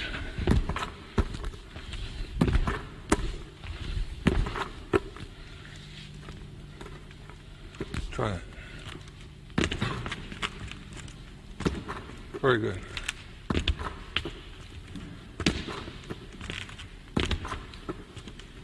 That's perfect. And last but not least, you can get a medicine ball and use that for the off ball. And that'll work on the strength in your offhand and the touch in your shooting hand. Now, one of the things now is, let's say if I have a defender on me. Okay. Let's talk about the positioning to get your hook shot off. Okay. For someone to be playing in the post, once somebody gets the ball in this position, they're really a threat, because right from here, I'm only 10 feet from the basket. So let's talk about even getting to that position. And I would love to be Magic for a day and be able to pass it into you. Coach McKnight, you could be Pat Riley. You got it. And we go down and we talk about just getting the position, and then I know as a point guard where you want it. Okay, in order to get good position here, I need to get the defense to commit to try to take something away. So if Alex is going to guard me, he's not going to want me to just walk into the lane here and get post-up position. So he's going to body me and try to keep me out of the paint. Okay, so that'll let me get the ball right here. At this point, I have to make the defense react. He's going to try and take this shot away here. I'll make him to commit there, close the door, with my back leg, and then I'm in for an easy shot for a layup. So Alex is guarding me. I'm making a commit to there. I close the door here and try and make that shot. But the key is all based off of your first move. Off of the first, which is the threat that Alex does not want me to go here and shoot that shot. So the threat of going to the middle sets up everything else. Sets up everything else. And you have to have a credible threat going to the middle. Okay? If I can't make this shot, then they're just going to let me shoot this and box me out and run the other way when I shoot this shot. Kareem, why do you think other players in the NBA don't work as much on the hook shot or haven't perfected the skill like you did? Well, I think that other players don't work on the shot because they don't see it for what it is. This is a very high percentage shot that you can get 6 feet from the basket. Now, as we all know, shooting percentages go up as you approach the basket in distance. It's simple math, but sneaking in here with your back just doesn't seem to be sexy enough or something. But if you can get in here and get the defense to commit and make the defense collapse, then you also have passes back out to the perimeter for easy shots. So the center can be a playmaker. Even though he's not handling the ball, he can cause playmaking situations where he helps his teammates by causing the defense to collapse because he gets the high percentage shots in the paint area. We used to make so many passes, great passes to people that are wide open when they try to come and double you. You would always be able to see the floor. Is that something that just got better and better as you grew? I think it's something that I worked on in terms of hoping that you had guys on the perimeter that could shoot that shot and nail it down. Because after they get burned 2 or 3 times, then I'm going one-on-one again. Because they don't want to come and help and have their guy be the one that's breaking the back of the team's defense. In high school, you must have got double-teamed a lot. Got double-teamed a lot and had, we'd play games with one guy in front of me and one guy behind me. But that gave my teammates rebounding opportunities and wide-open layups when the other team was not playing attentive defense. We hear a lot about positioning, catching the ball, and then chinning the ball. Because they're saying that it's a great opportunity for you to kind of survey the floor before you go into your move. Now, were you one who kind of chinned it, or you did other things with it as well? Well, anytime I would rebound, I would always take the ball in under my chin.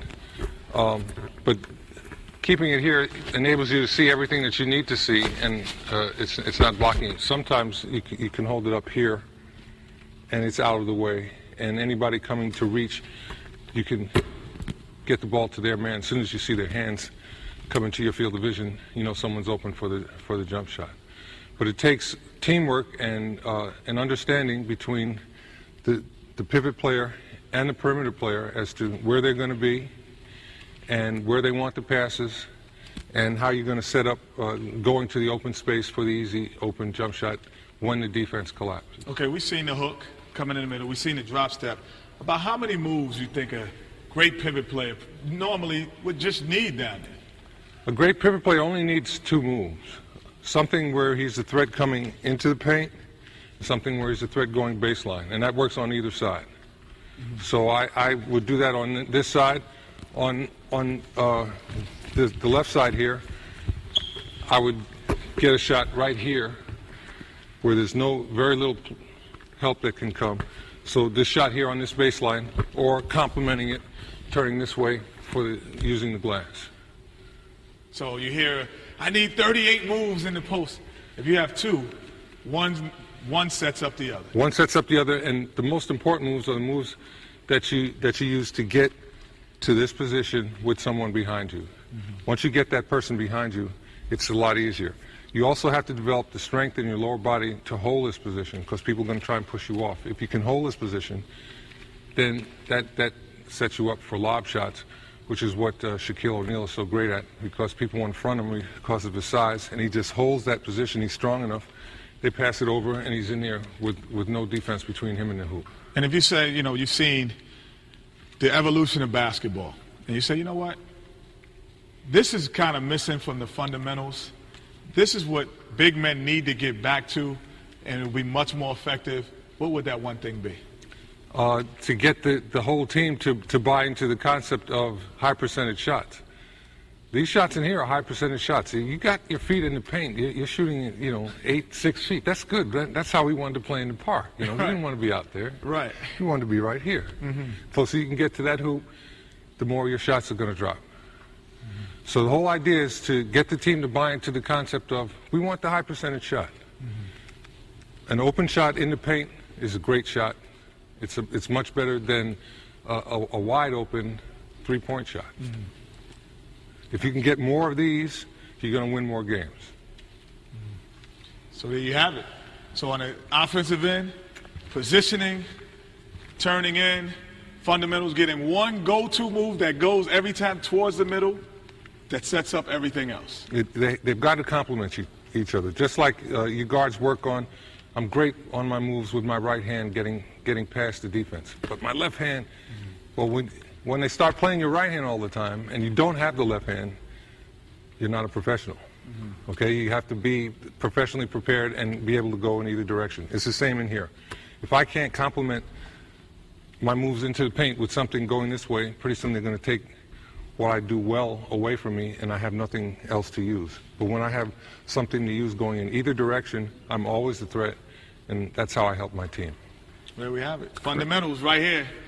Alex is going to be our next hook shot taker going into the NBA, right? Could I ask one question here? Sure. When you were at UCLA, they ruled out the dunk play. Did that help your game or did that hurt your game? I don't think it hurt or helped my game in either way. Everybody was playing by the same rules. The shots that I had the opportunity to dunk, I just laid those up and we kept playing. That's all that was about. So I'm just going to bump you in your lower body. Now, when I start bumping you, what you want to do, you want to sit, okay? Mm-hmm. See how much more difficult it is? You can fight for that spot when you sit. But if you're standing up straight like you were, mm-hmm. I can walk you right off of that position, and it doesn't even look like it. So you come in here and you get low here, right? Now you tell Kenny where you want the ball, and now you go. Perfect. Now he's shooting a jump hook. Now the only difference between a jump hook and the way I shoot it with a step. He's shooting it, he's coming in, he's planning, and then jumping off 2 feet. But the motion is exactly the same.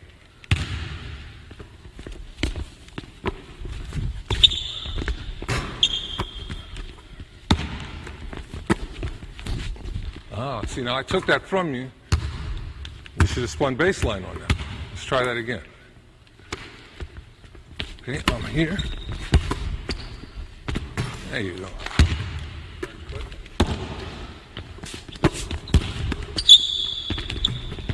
Kareem, we talk about repetition. How many hook shots would you take a day? How many would you take going? Well, I would shoot 100 in close and then 100 on the 12-foot mark. Okay.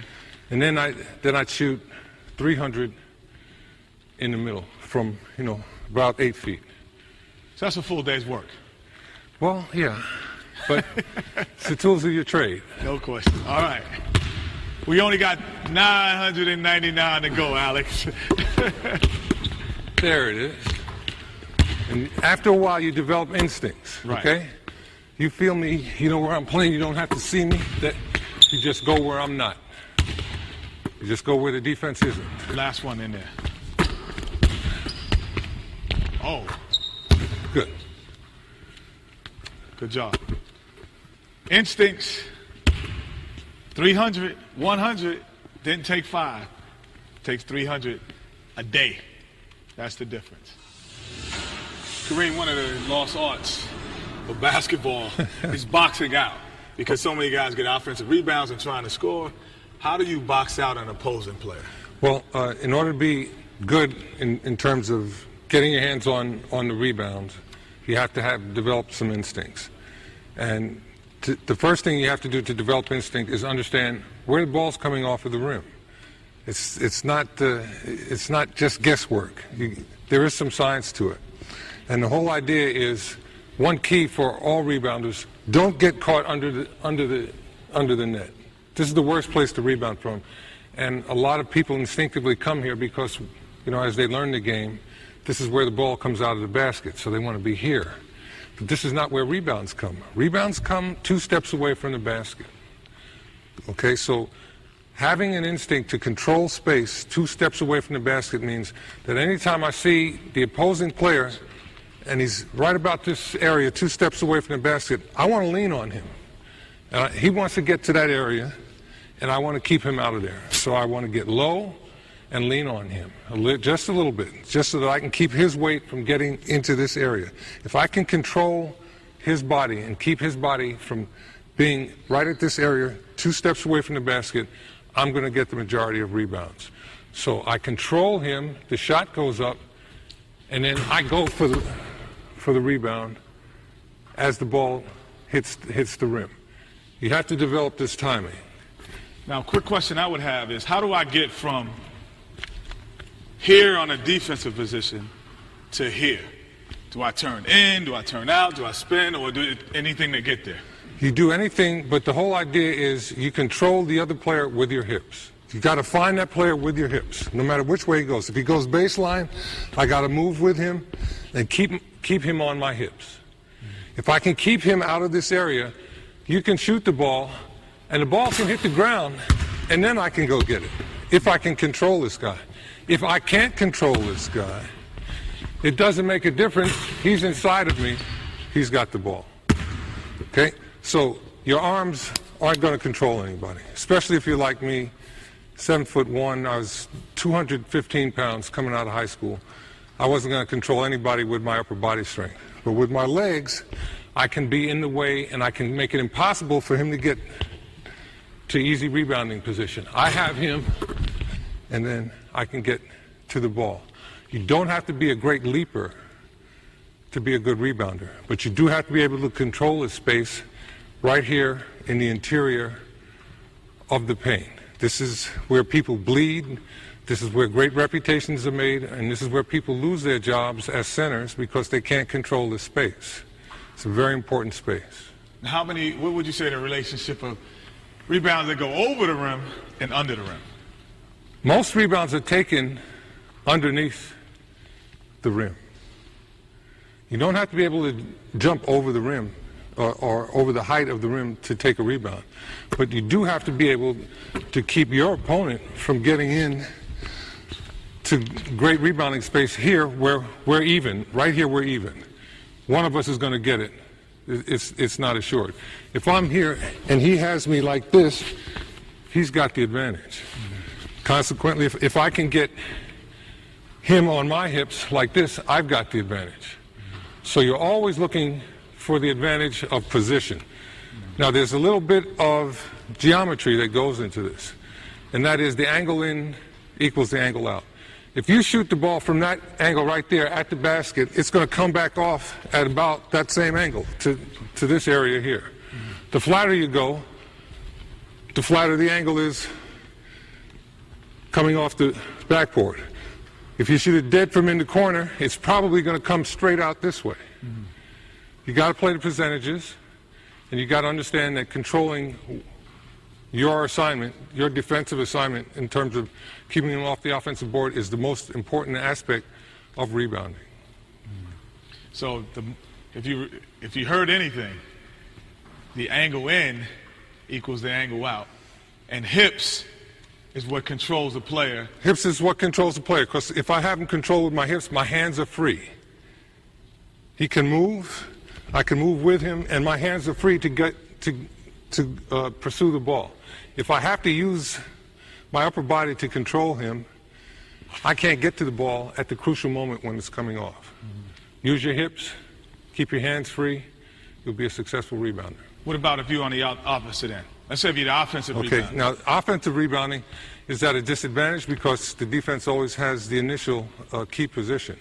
The whole idea for an offensive rebound is to make him commit to a position and try to get around him, just to get to the side.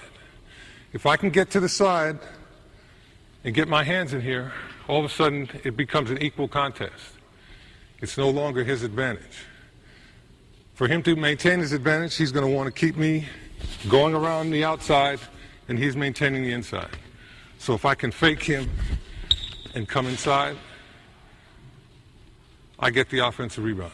Dennis Rodman comes to mind, Moses Malone, great offensive rebounders. They had great instincts, and they could leap, and they had great bodies that could deal with the contact, because all these bodies in here going for the ball, there's contact. But if you can deal with that, you can be a great offensive rebounder. And if you consistently block your man out, you're going to be a great defensive rebounder and a serious asset to your team. Well, this segment of the program, I have to admit, I don't know too much about, and that's post moves. So I'm going to let the expert take you through it, and that's Amari. I'm going to just be his helper. I'm just going to pass the ball to him. All right, let's do it. Now, what we have here for the first move, we got a drop step. And what you got to do, you got to be low and balanced. And if the defender's playing on my right-hand side, which is right here, I'm going to post my left hand up. Pass to my hand, and I drop step. Pretty simple, not too hard. Just got to remember to keep your balance. And it all depends on where the defender's playing you. If he's playing me on my right-hand side, like I said before, catch it to your left, and you drop step. All right. Now we got another move.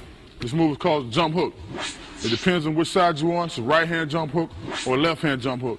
Right now, so it's going to be a left-hand jump hook. Posting up strong, you still got to have your balance. Still got to be low and core. Catch the ball. Jump hook. It's a left-hand jump hook right there.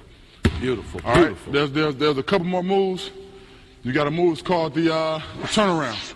Now the turnaround does, if you're a great post player and you got a double team coming, you gotta be low and coil, catch the ball in the post, and the double team's coming. You fake that way, and you turn around. Beautiful. Okay. Little help. Now notice that he never is off balance. I think that's the key too.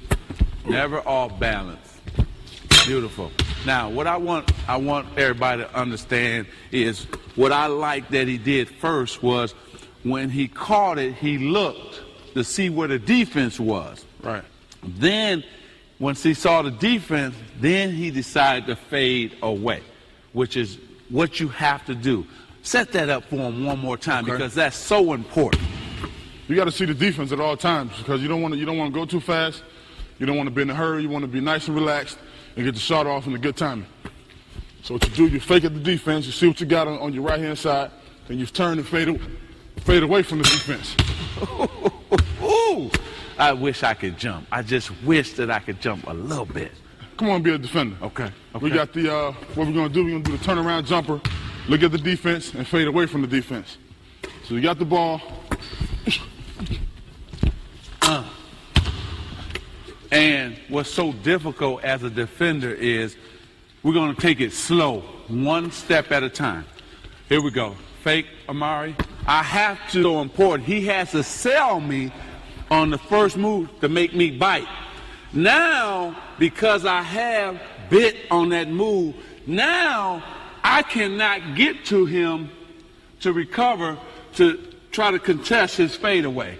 That's what makes this so great of a move, because I must honor his first move, and then that means that he has separation for his fadeaway jump shot.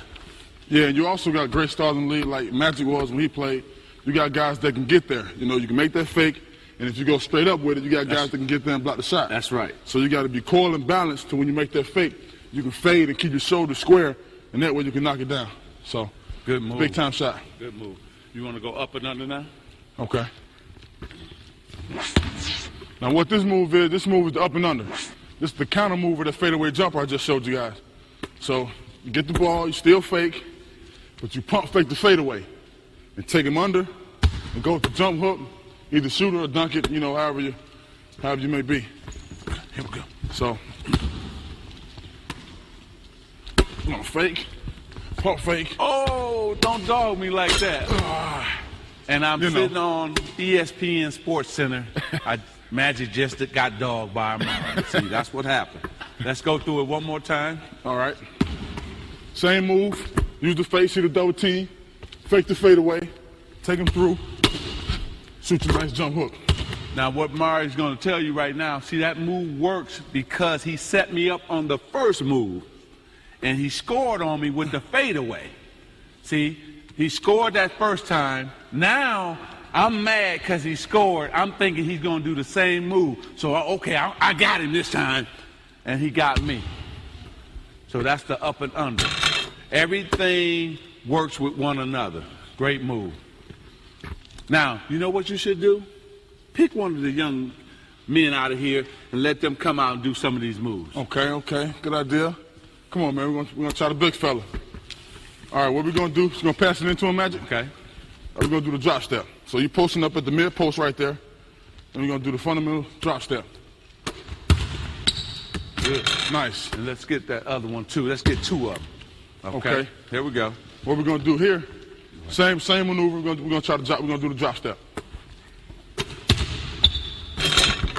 Okay. Nice.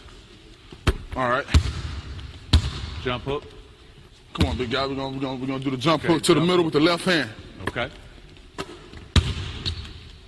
Good. Okay, big man. All right. There we go. Let's go, Tree. Right, now, what about their base? Don't look like the base is good. Well, you got to be balanced. You got to be balanced. You got to be low. All right. Spread your legs a little more. Which hand you want it? Right there. Okay. Good. Follow it up. All right. Now, the difference, what I'm seeing, Amari, was when you shot yours, you went into the basket. Right. What I'm seeing is they're not going into the basket. Right. Like you got to be aggressive. You may be able to dunk it sometimes, so you want to make sure you get an easier bucket. Now, if your defender's on you and he forces you to shoot it, off balance, then you got to regroup yourself and use a counter. You want to defend them then? Come on, big man. Amari's going to show you how to do it. Okay? All right. So here we go. This is the drop step. All right. Good. All right. Jump hook. Now we're going to do the jump hook, and you got to go down now. What you do is drop. Nice. It's the same as a drop step. Beautiful. It's the same as a drop step, but going middle. Okay, and then you got to go straight up, use your balance, and just hook it right on in there. Y'all flip-flop now. All right, young man. Drop step this time. We'll do the drop step. Okay, jump hook. All right, good. All right. That's cool. Fooled us then. All right, drop step this time. Jump 3/4. Good. Nice. Come on, help us out, Magic. Okay, you got it. We're going to let Magic defend. What we got here, we're going to do the drop step, and I'm going to come right back and do the jump hook. You also can do these moves on both sides, so here we go. There's a drop step. Then we're going to go back to the jump hook. And the key here is that one sets up the other. Because I was high side, that's when he went to his drop step on me and got me. Now I'm upset as a defender, and I said, well, he drop stepped me that time, so I'm going to move down lower so I can take the drop step away, and then he goes right to the middle for the jump hook. It's a great display of post move by Amari. Yeah. And you want to tell the kids that they should work on both sides? Yeah, you can also do it on both sides of the block, the right side and the left side. Do about 3 of those moves a game, you come over 30 points easily, so there it is. I better, please show me some more moves. I want to score 30 once again.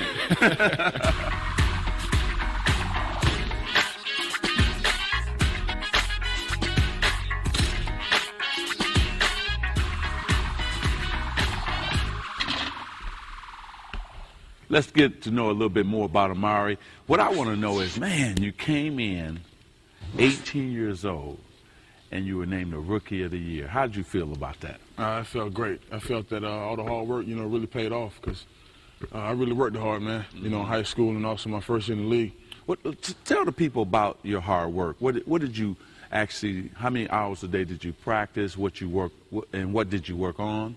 Well, it was basically dedication. After practice, a lot of guys went home. I probably stayed maybe a 45 extra hour after. Free throws, jump shot, little post moves. And I really wanted to get better. I wanted to be real good like tomorrow. Oh, good. That's what it was. Mm-hmm.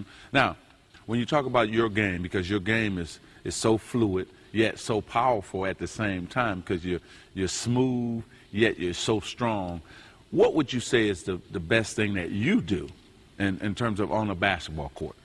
Well, I think my spin move is pretty deadly, man. Got the one dribble to the middle and spin back. And I think that's pretty deadly because a lot of players play me to my left, right? And I seem to go right, pretty much every time and spin back left. And when I spin back, they normally catch them off guard, and I just kind of go over the top of them. So. Right. What and who? Let's go back since you're still young. Who was your favorite player you enjoyed watching when you were a kid? Well, I'm gonna say when I was a kid, because I am still young and I got a chance to play against my favorite player, which was Shaquille O'Neal. Okay. You know. And why? And why was he? Why? Or why is he your favorite player? Well, I think off the court when I saw Shaq, you know, kind of interviews off the court, he was always, you know, fun to watch. Mm-hmm. He always had a great character about himself. He always, you know, was a happy, joyful guy.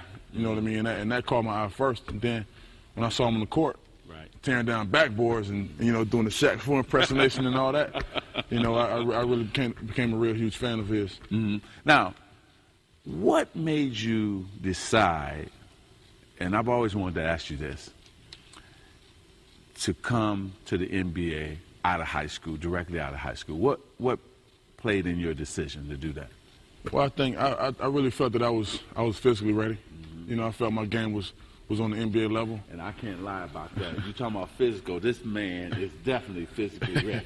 And what else? And I was also mentally ready. Okay. You know, and in order to come to the NBA, it's not just about, you know, your game. You got to really got to have a good head on your shoulders. Mm-hmm. You got to be ready for a lot of things, and I was ready for it. So.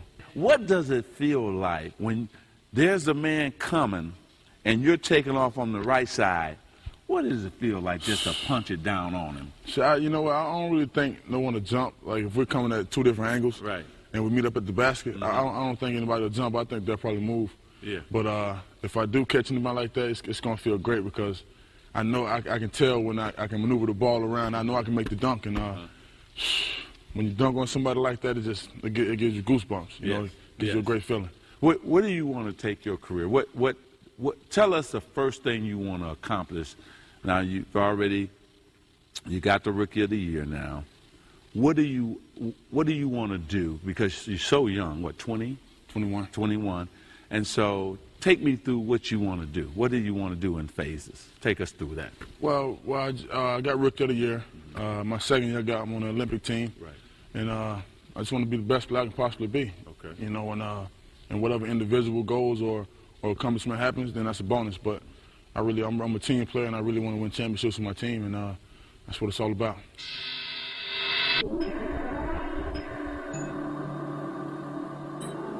Now, this segment is all about defense. Tell me, who do you think is the best defensive player in NBA history? What do you look for when you're on defense and you're playing in the post?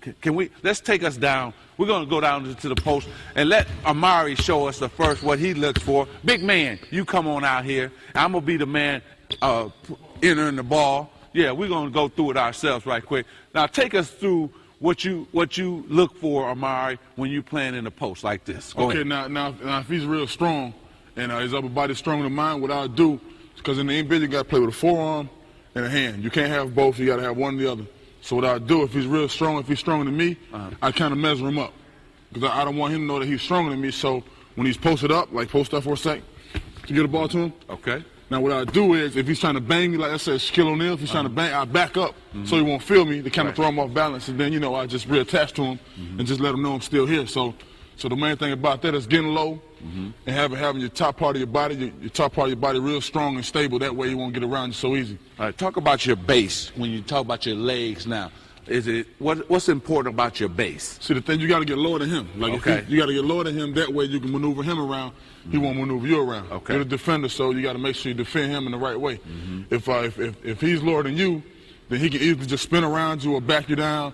Okay. He got the advantage because he's stronger. So all right. The lower you are, the more stronger you are. Okay, let's go through one move right quick, and you just take away the first move. Okay. All right, here we go. Good. So what's the key there, right there? So the key is what he did. He tried to drop step. So you got to read his move and also be low enough to get there before he does. And when he made that move on the drop step, I was here and I was already ready. Now if he wants to continue to move and he run through me, then it's offensive foul. Right. So what I did was I cut his first move off to make him go to a counter move. I like that. There it is right there. You just heard it. Always what you want to do in the post is take away that first move to make him go to his second move. Now we have to show you how to play defense in high school and college. because, of course, you can't put your elbow on a man in high school or college. So Coach Jason is going to take us through that. I'm going to be the point guard. Amari's going to be the post player, and he's going to teach us the defense. Here we go. Okay, in defense at the high school and college level, it is very important to try to alleviate as much contact as possible. And do not allow this guy to get too much into your body to where he's overpowering you. So you must be able to move your feet and position your feet, one foot over his top foot straddling his leg and another foot behind him. You take your offhand, your backhand, you put your hand in a fist. That's just in case people have a tendency to grab jerseys when they're playing defense. So you take that hand and you put it up here right in his arm, in this area right here, because he's trying to get leverage on your arm. You leave hands up in the lane, thumbs down, fingers are spread. In case the pass comes in, you can knock it down. Okay? This is the basic if the ball's above the free throw line. Now, if Mr. Johnson would attempt to make a pass in the post to get a better angle, if he dribbles to the baseline to get a better angle, what Alex just did was called the X step. He took this hand, he took his elbow, put it in the small of his elbow, stepped through, and X just like that and got to the baseline side, and now he's 3 corners baseline side. That's the quickest way to get to the baseline side and play in post defense. Fundamentally, who's the best player you've seen fundamentally ever? Oh, I can line that up for you right away. Michael Jordan, James Worthy, Kevin McHale. They fundamentally, they were so awesome. And I want to throw in one big man, and that's Kareem Abdul-Jabbar. Great fundamentals, just unbelievable players. And they would counter everything you did as a defensive player. If you took away the middle, they knew the drop step, go, baseline. Whatever you did, they were able to counter that. And they were never out of control. Because the funny thing, you said that because most people say, you know what? Michael Jordan, you see highlights, dunks, spinning through, splitting the double team. But you say he's the most fundamentally sound player that you ever seen. And that goes back to what you were saying about your no-look passes and your being fundamental first. Exactly. See, Michael couldn't do all that unless he had fundamentals. Because first he had to get past his man. Right. Then he had to get past the other 4 men on the court. And yet, he knew that they were going to be sitting down here waiting on him, but he would weave through. It takes fundamentals to do that. So that's why I say that. He played at that high level because fundamentally he was better than everybody else, besides having the talent too. And I want to throw one at you real quick. Tell me the best part of your game.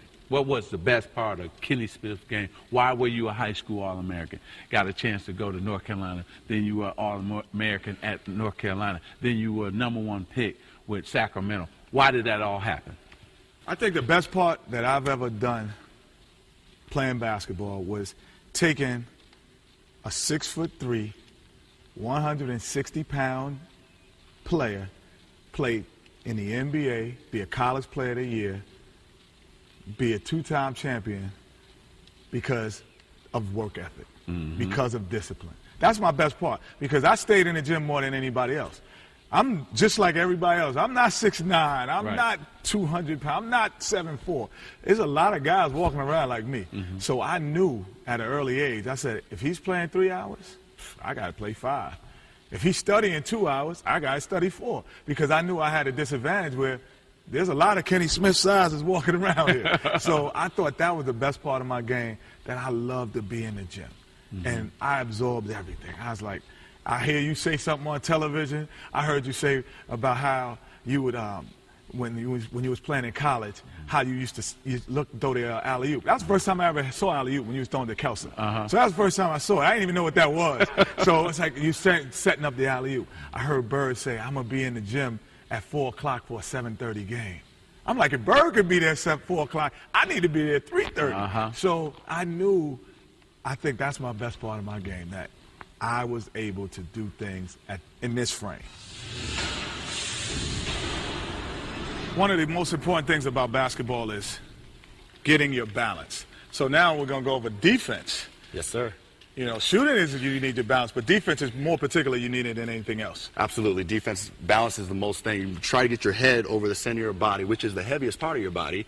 If your head gets too far forward, obviously you're going to be too far forward. You might fall forward and fall on your face. Get too far back on your heels. Obviously you can get crossed up, break your ankles. And you know anything about that. I never broke some ankles. You broke some ankles. No. I've gotten broken as well. Right. But one of the things that, since we have the team out, because one, you need quickness, you need preparation, and you need balance. Correct. So first, when I blow the whistle, guys, we're just going to get in our defensive stance. So the first thing we do is get in our stance. Okay, here we go. Okay. Oh, hold. Coach, that was pretty good. I like the way they say defense. But see, on offense and defense, sometimes you're on offense, and all of a sudden you're on defense, so you have to go quickly. Right. So when the whistle blows, they got to get there quickly. Absolutely. Because we don't want the people at home thinking that they can take their time. So we're not going to take our time. So, okay, when I blow the whistle, that means everybody. You're going to get down. Okay, now we're in our stance. And if you notice, see, the stance is balanced because I shouldn't be able to really push guys over if they're balanced. Because one of the things that you want to imagine, pretty good defensive stances here, is that my feet and my shoulders are over. I don't want to be too wide. I don't want to be too tight. I want to have them shoulders length apart. It's almost like I got an imaginary short stick right between my legs. And I'm right here, and I'm balanced. Now, another way to practice your balance, what's your first name again? Danny. Danny. Let's say me and Danny stand up. Me and Danny about to have a fight. I'm going to pick a fight with Danny right here on this program. All right, I'm going to pick a fight with you. You ready? Wait. The first thing Danny did, watch. He did the bob and weave, but the first thing he did, he got low. Because he said, if Kenny hits me, I don't want to fall back. My teammates going to laugh at me. So he got into a stance. It's the same thing in defense, but your hands are open.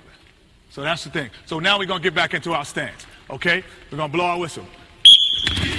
Okay, now we're in a great stance. So the next thing is footwork. We're going to get to later on in the program how to get to this part, but you still have to have quick feet, coach, to do it. So we're going to do a couple drills just to get our feet quicker. We want to have quick feet. So when I blow the whistle the first time, we're going to pat. Just getting our feet quicker. We're going to just wake ourselves up before we get in a defensive position, okay? Defense. Okay, let me hear him. When I blow it in, we're going to stop. Good. Next time, we're going to pat. Now sometimes you got to move in defense. So we're just going to turn and get back. We're just going to turn and get back. So I blow it. Go pat, turn, get back. Got it? Okay, let's go. Let me see the feet. Let me see him. And back. Let me hear him. Good. Next time, balance. So we're working on balance right now because we talk about being balanced. So we're going to work on our balance. So we turn here, and then we got back on balance. Now we're going to turn here, get back. Then we're going to turn halfway and get back on balance, okay? Just to get out working on our balance because that's the most important part of defense. Because guys will come up to you, and they'll bump you. And if you're off balance, you're going to get shook, okay? Let me hear him. Good. Now, same thing. I went here. Boom. I went here. Boom. Now I'm going to go here and back. Same thing. Got it? Balance. It's our balance. Let's go, modern day. Let's go. Quick feet. All the way. 3/4. All the way. Good. Let me hear him. Keep working. Can't hear him yet. Keep working. Good. Same thing. I went here. Boom. I went halfway. Boom. I went 3/4. Boom. Now, I go here and back. All the way. Balance. Let's go.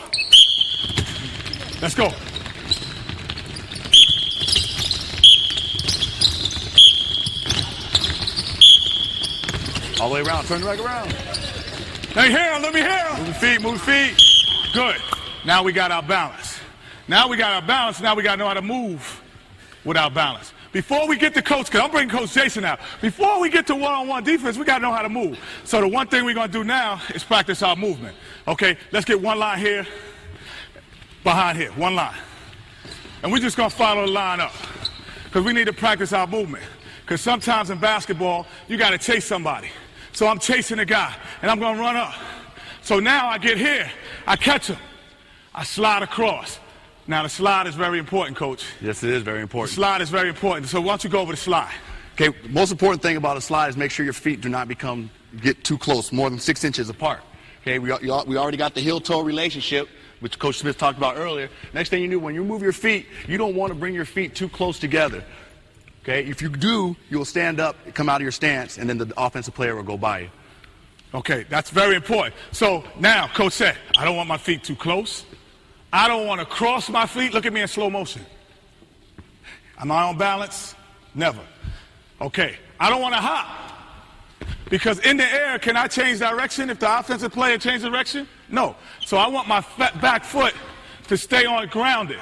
I want to point and my back foot stays grounded. Now, I come back. I'm backpedaling. The defense is here. I get here. I stop them. I slide across again. Okay, the defense is coming, and we're going to do an imaginary charge. Guys coming here, we're going to take the charge. Oh, good help your teammates. Thank you. Thank you. There it is. Yes, sir. Okay, let's go. Make a point about the charge. Okay, let's make a point about the charge. One quick point about the charge. When you take a charge, it is very important that you tuck your chin when you fall. You don't want to throw your head back because then you're going to hit your head on the court. The next important thing you need to do, when you fall down, you tuck your chin so you prevent your head from falling. Make sure you bring your knees up. Why you want to bring your knees up? Because the offensive player has to go somewhere, and if he comes down on you, you want to protect yourself. Okay, let's go. Let's start it off. Let's go. Boom. Still work. One.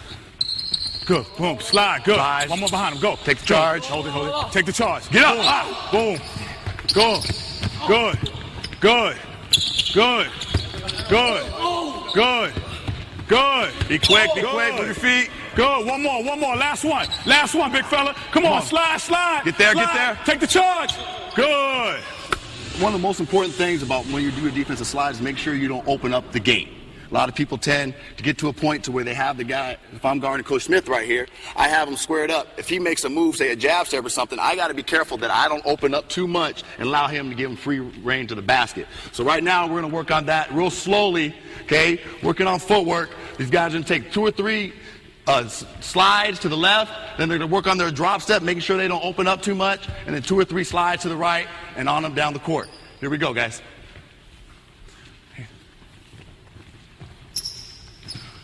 Notice how they keep their feet apart, making sure they don't come 6 inches, closer than 6 inches together. Next group. Okay, guys, kind of go off the side.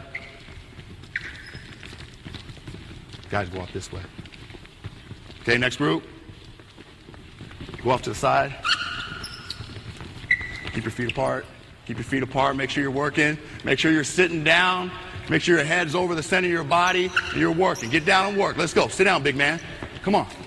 That's it. Work. Good. Okay, let's go. Around.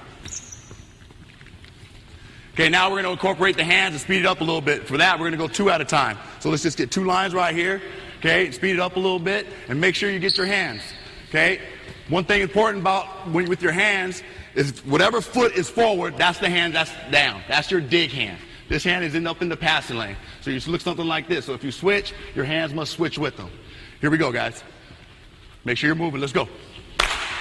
Switch your hands. Go. Good. Let's go. Good. Good feet. Good. Go. Work. Come on. Let's go. Come on. Get down, Josh. Good. Let's go. Good. Stay down. Keep your feet apart. Good. Let's go. Bound, big man. Good. Off to the side. Let's go.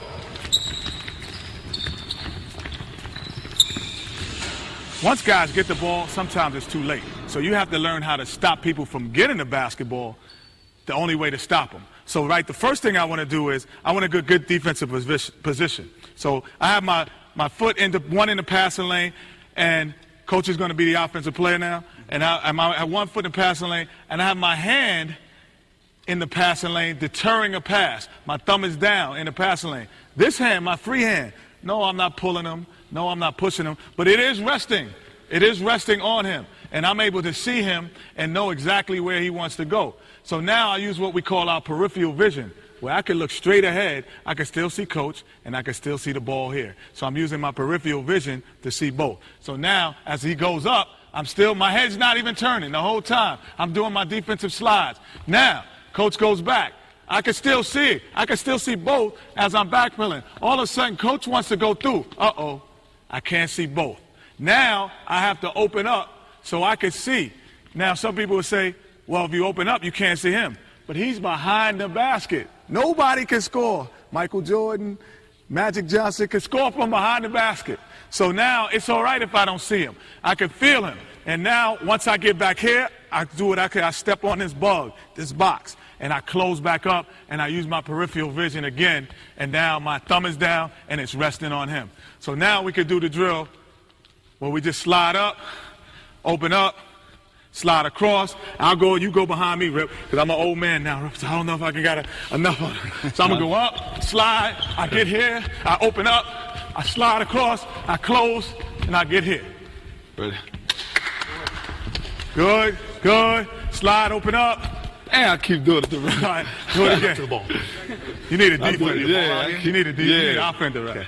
Yeah, pretend I'm the going ball. up. The ball's here. I go here. Slide, open up. Boom. Good. Close up on me. Good. Perfect. I can't get it. I can't score if I don't have it. Very good points, Coach.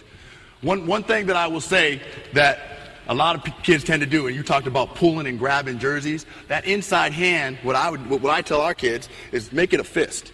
So you put the fist right here, so maybe you don't have the intention to grab like some kids tend to do these days. So we close our fist and put it on their chest right there and on the breast. Okay, no question about it. Now, Coach, we can get in some live action. Oh, absolutely. You ready to go? I need a one-on-one. You go one-on-one. We get an offense and a defense, and we talk about denying the ball. Okay. Right now we're going to have Kyle Brown be the denial and have Mike Garrity be the offensive player. So Kyle's just going to do the same thing that Mr. Hamilton just did, okay? Except he's going to hopefully get some sweat going, like me. Here we go. I'll be the offensive. I'm going to be out here, and I'm going to be the passer. If he's open, I'm giving him the ball. If he's not, I can't get it to him. Because generally, in a game, I'm the point guard. I've been a point guard all my life. Rip Hamilton's a great shooter. I'm not going to wait for Rip for 7 seconds to get open. If Rip's not really open in 4 seconds, 3 seconds, I have to turn and go the other way to the other side of the floor. So if he plays defense for 4 seconds, that's all you have to do, play defense for 4 seconds. If you can't play defense for 4 seconds, you should be out there anyway. Shouldn't be out there. That's all you have to do is 4 seconds of defense, and we'll go the other way. Okay, Make let's sure go. you're talking. See the ball and man. Good. 1, 2, 3, 4. Oh, I got to go the other way. Got to go the other way. That's great defense. I got to go the other way. Okay. Let's get 2 more out here. Let's go. 2 more. Another important thing about defense is talking. As you heard, Kyle was talking during that whole segment. Here we go, Blake. Let's go. Malik's on D. Let's go. Okay, see the ball and man. Good. 1, 2, 3, 4. Oh, I got to go the other way. I'm going to go ahead and take this shot. Okay, here we go, Cam. I need 2 more. We need Cam, 2 more, let's go. Coach. Taylor, I need let's go. somebody to get the ball. Let's go. Somebody come get the ball, please. 1, 2, 3, 4. Good defense. Good defense. It. Correct hand. All right. You got it. Let's go. Come on. Last one. Let's keep going. Let's go. 1, 2. Oh. Now, do you see that? You see that? He's open. The one thing that he did not do, that hand that was free, he didn't have it on him. They must be brothers, cousins, or relatives. Because if you ain't relative, you stay here. If you don't know the guy, you get up on him. So that's why he wasn't able to go back door. So we're not going to be relatives and cousins and teammates here. Get up on him. Thank you. 1, 2, 3. Good. 4. Oh, I got to go the other way. He didn't get open. I got to take the shot again. I got to take it myself. Okay, the next thing we're going to talk about is closing out. Because a lot of times, you're late. Sometimes the guy did get open, and you have to go and rotate over to him. There's a correct way, footwork, and balance to close out so you don't get beat every time. So the first thing, Rip's the best shooter in basketball. I have to run at him fast. So the first thing I want to do, I want to treat everybody like Rip Hamilton. He throws it, I want to run out fast. I'm going to run out fast. Now notice my last 2 steps. 1, 2. I slid. I'm not going to continue to run, because if I continue to run, this Rip is a great shooter, and I just continue to run and try to go, he's going to fake up and go by me. I'm not going to be on balance. So the one thing I want to do now, I want to have a hand up as I run. I want to run and come out in a defensive position with a hand up. The hand is very important. You see a lot of guys closing out on shooters such as Rip, but their hands at the chest. That is not going to deter a good shooter from shooting the ball. Make sure your hand is extended as high as you can get it to try to alleviate a shot. And I'm going to give y'all all a secret right here. There's no way in the world that I can stop him from getting a jump shot.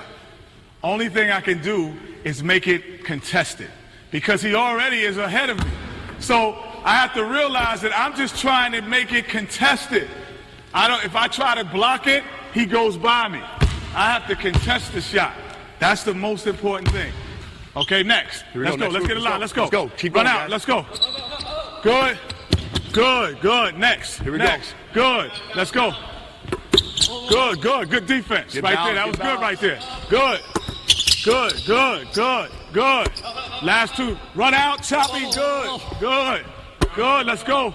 Go. Oh, that's good. Okay, now you got a good player. Mm-hmm. He's like, offensive player, I'm going to figure this out. I'm not going to just sit here and let you close out on me. So now, as he close out, he fakes, and you have to cover him for 2 dribbles and get to your spot and hands up. So it will look like this. We have our shootout there. I'm running out. Slow motion. I'm running out. I close out.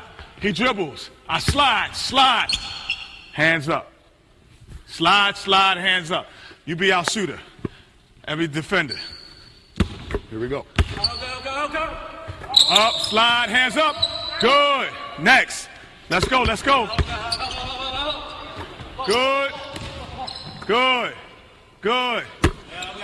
Hold on. Switch. Let me be the offensive player for a second. Okay? Let's start like if I did the offensive play. So now I'll be the offensive player. Same thing. I catch. Same thing. Fake. 1, 2. Good. Next. Let's go next. Let's go. Good. Good job. Good. Hands up. Good. Next. Good. Oh, I might shoot over the little guy. Oh, no. Good defense. Okay, let's go. One more. Last one. Good. Good job. And a foul. You all right? Yeah. Great defense. It's balance. A good understanding of what it takes coming out on balance. Getting your man under control, your body, cutting off the baseline. Perfect defense, coach. Perfect defense. That's the best thing. And balance is the most important thing when it comes to defense. Like I said, the head is the heaviest part of your body, and especially in a closeout, you must swing those arms to help get your head to go back over your body. So make sure your body's centered. Very important in a closeout. You just watched the Magic Fundamentals comprehensive video. So now you got some game, right? Want to see your game go to the next level? Then check out our website at www. This video raises questions, and I need for you to be extremely honest in the comments when answering them. And just so you know, I have 3 questions. Number 1, can you see yourself implementing any of these drills to better your game? Number 2, who is or was your favorite player to watch? And number 3, could you have used a video like this back in your basketball playing days? Now, please be honest in the comments when answering these questions. Share this video with anyone you deem necessary, and don't forget to like and subscribe to the channel.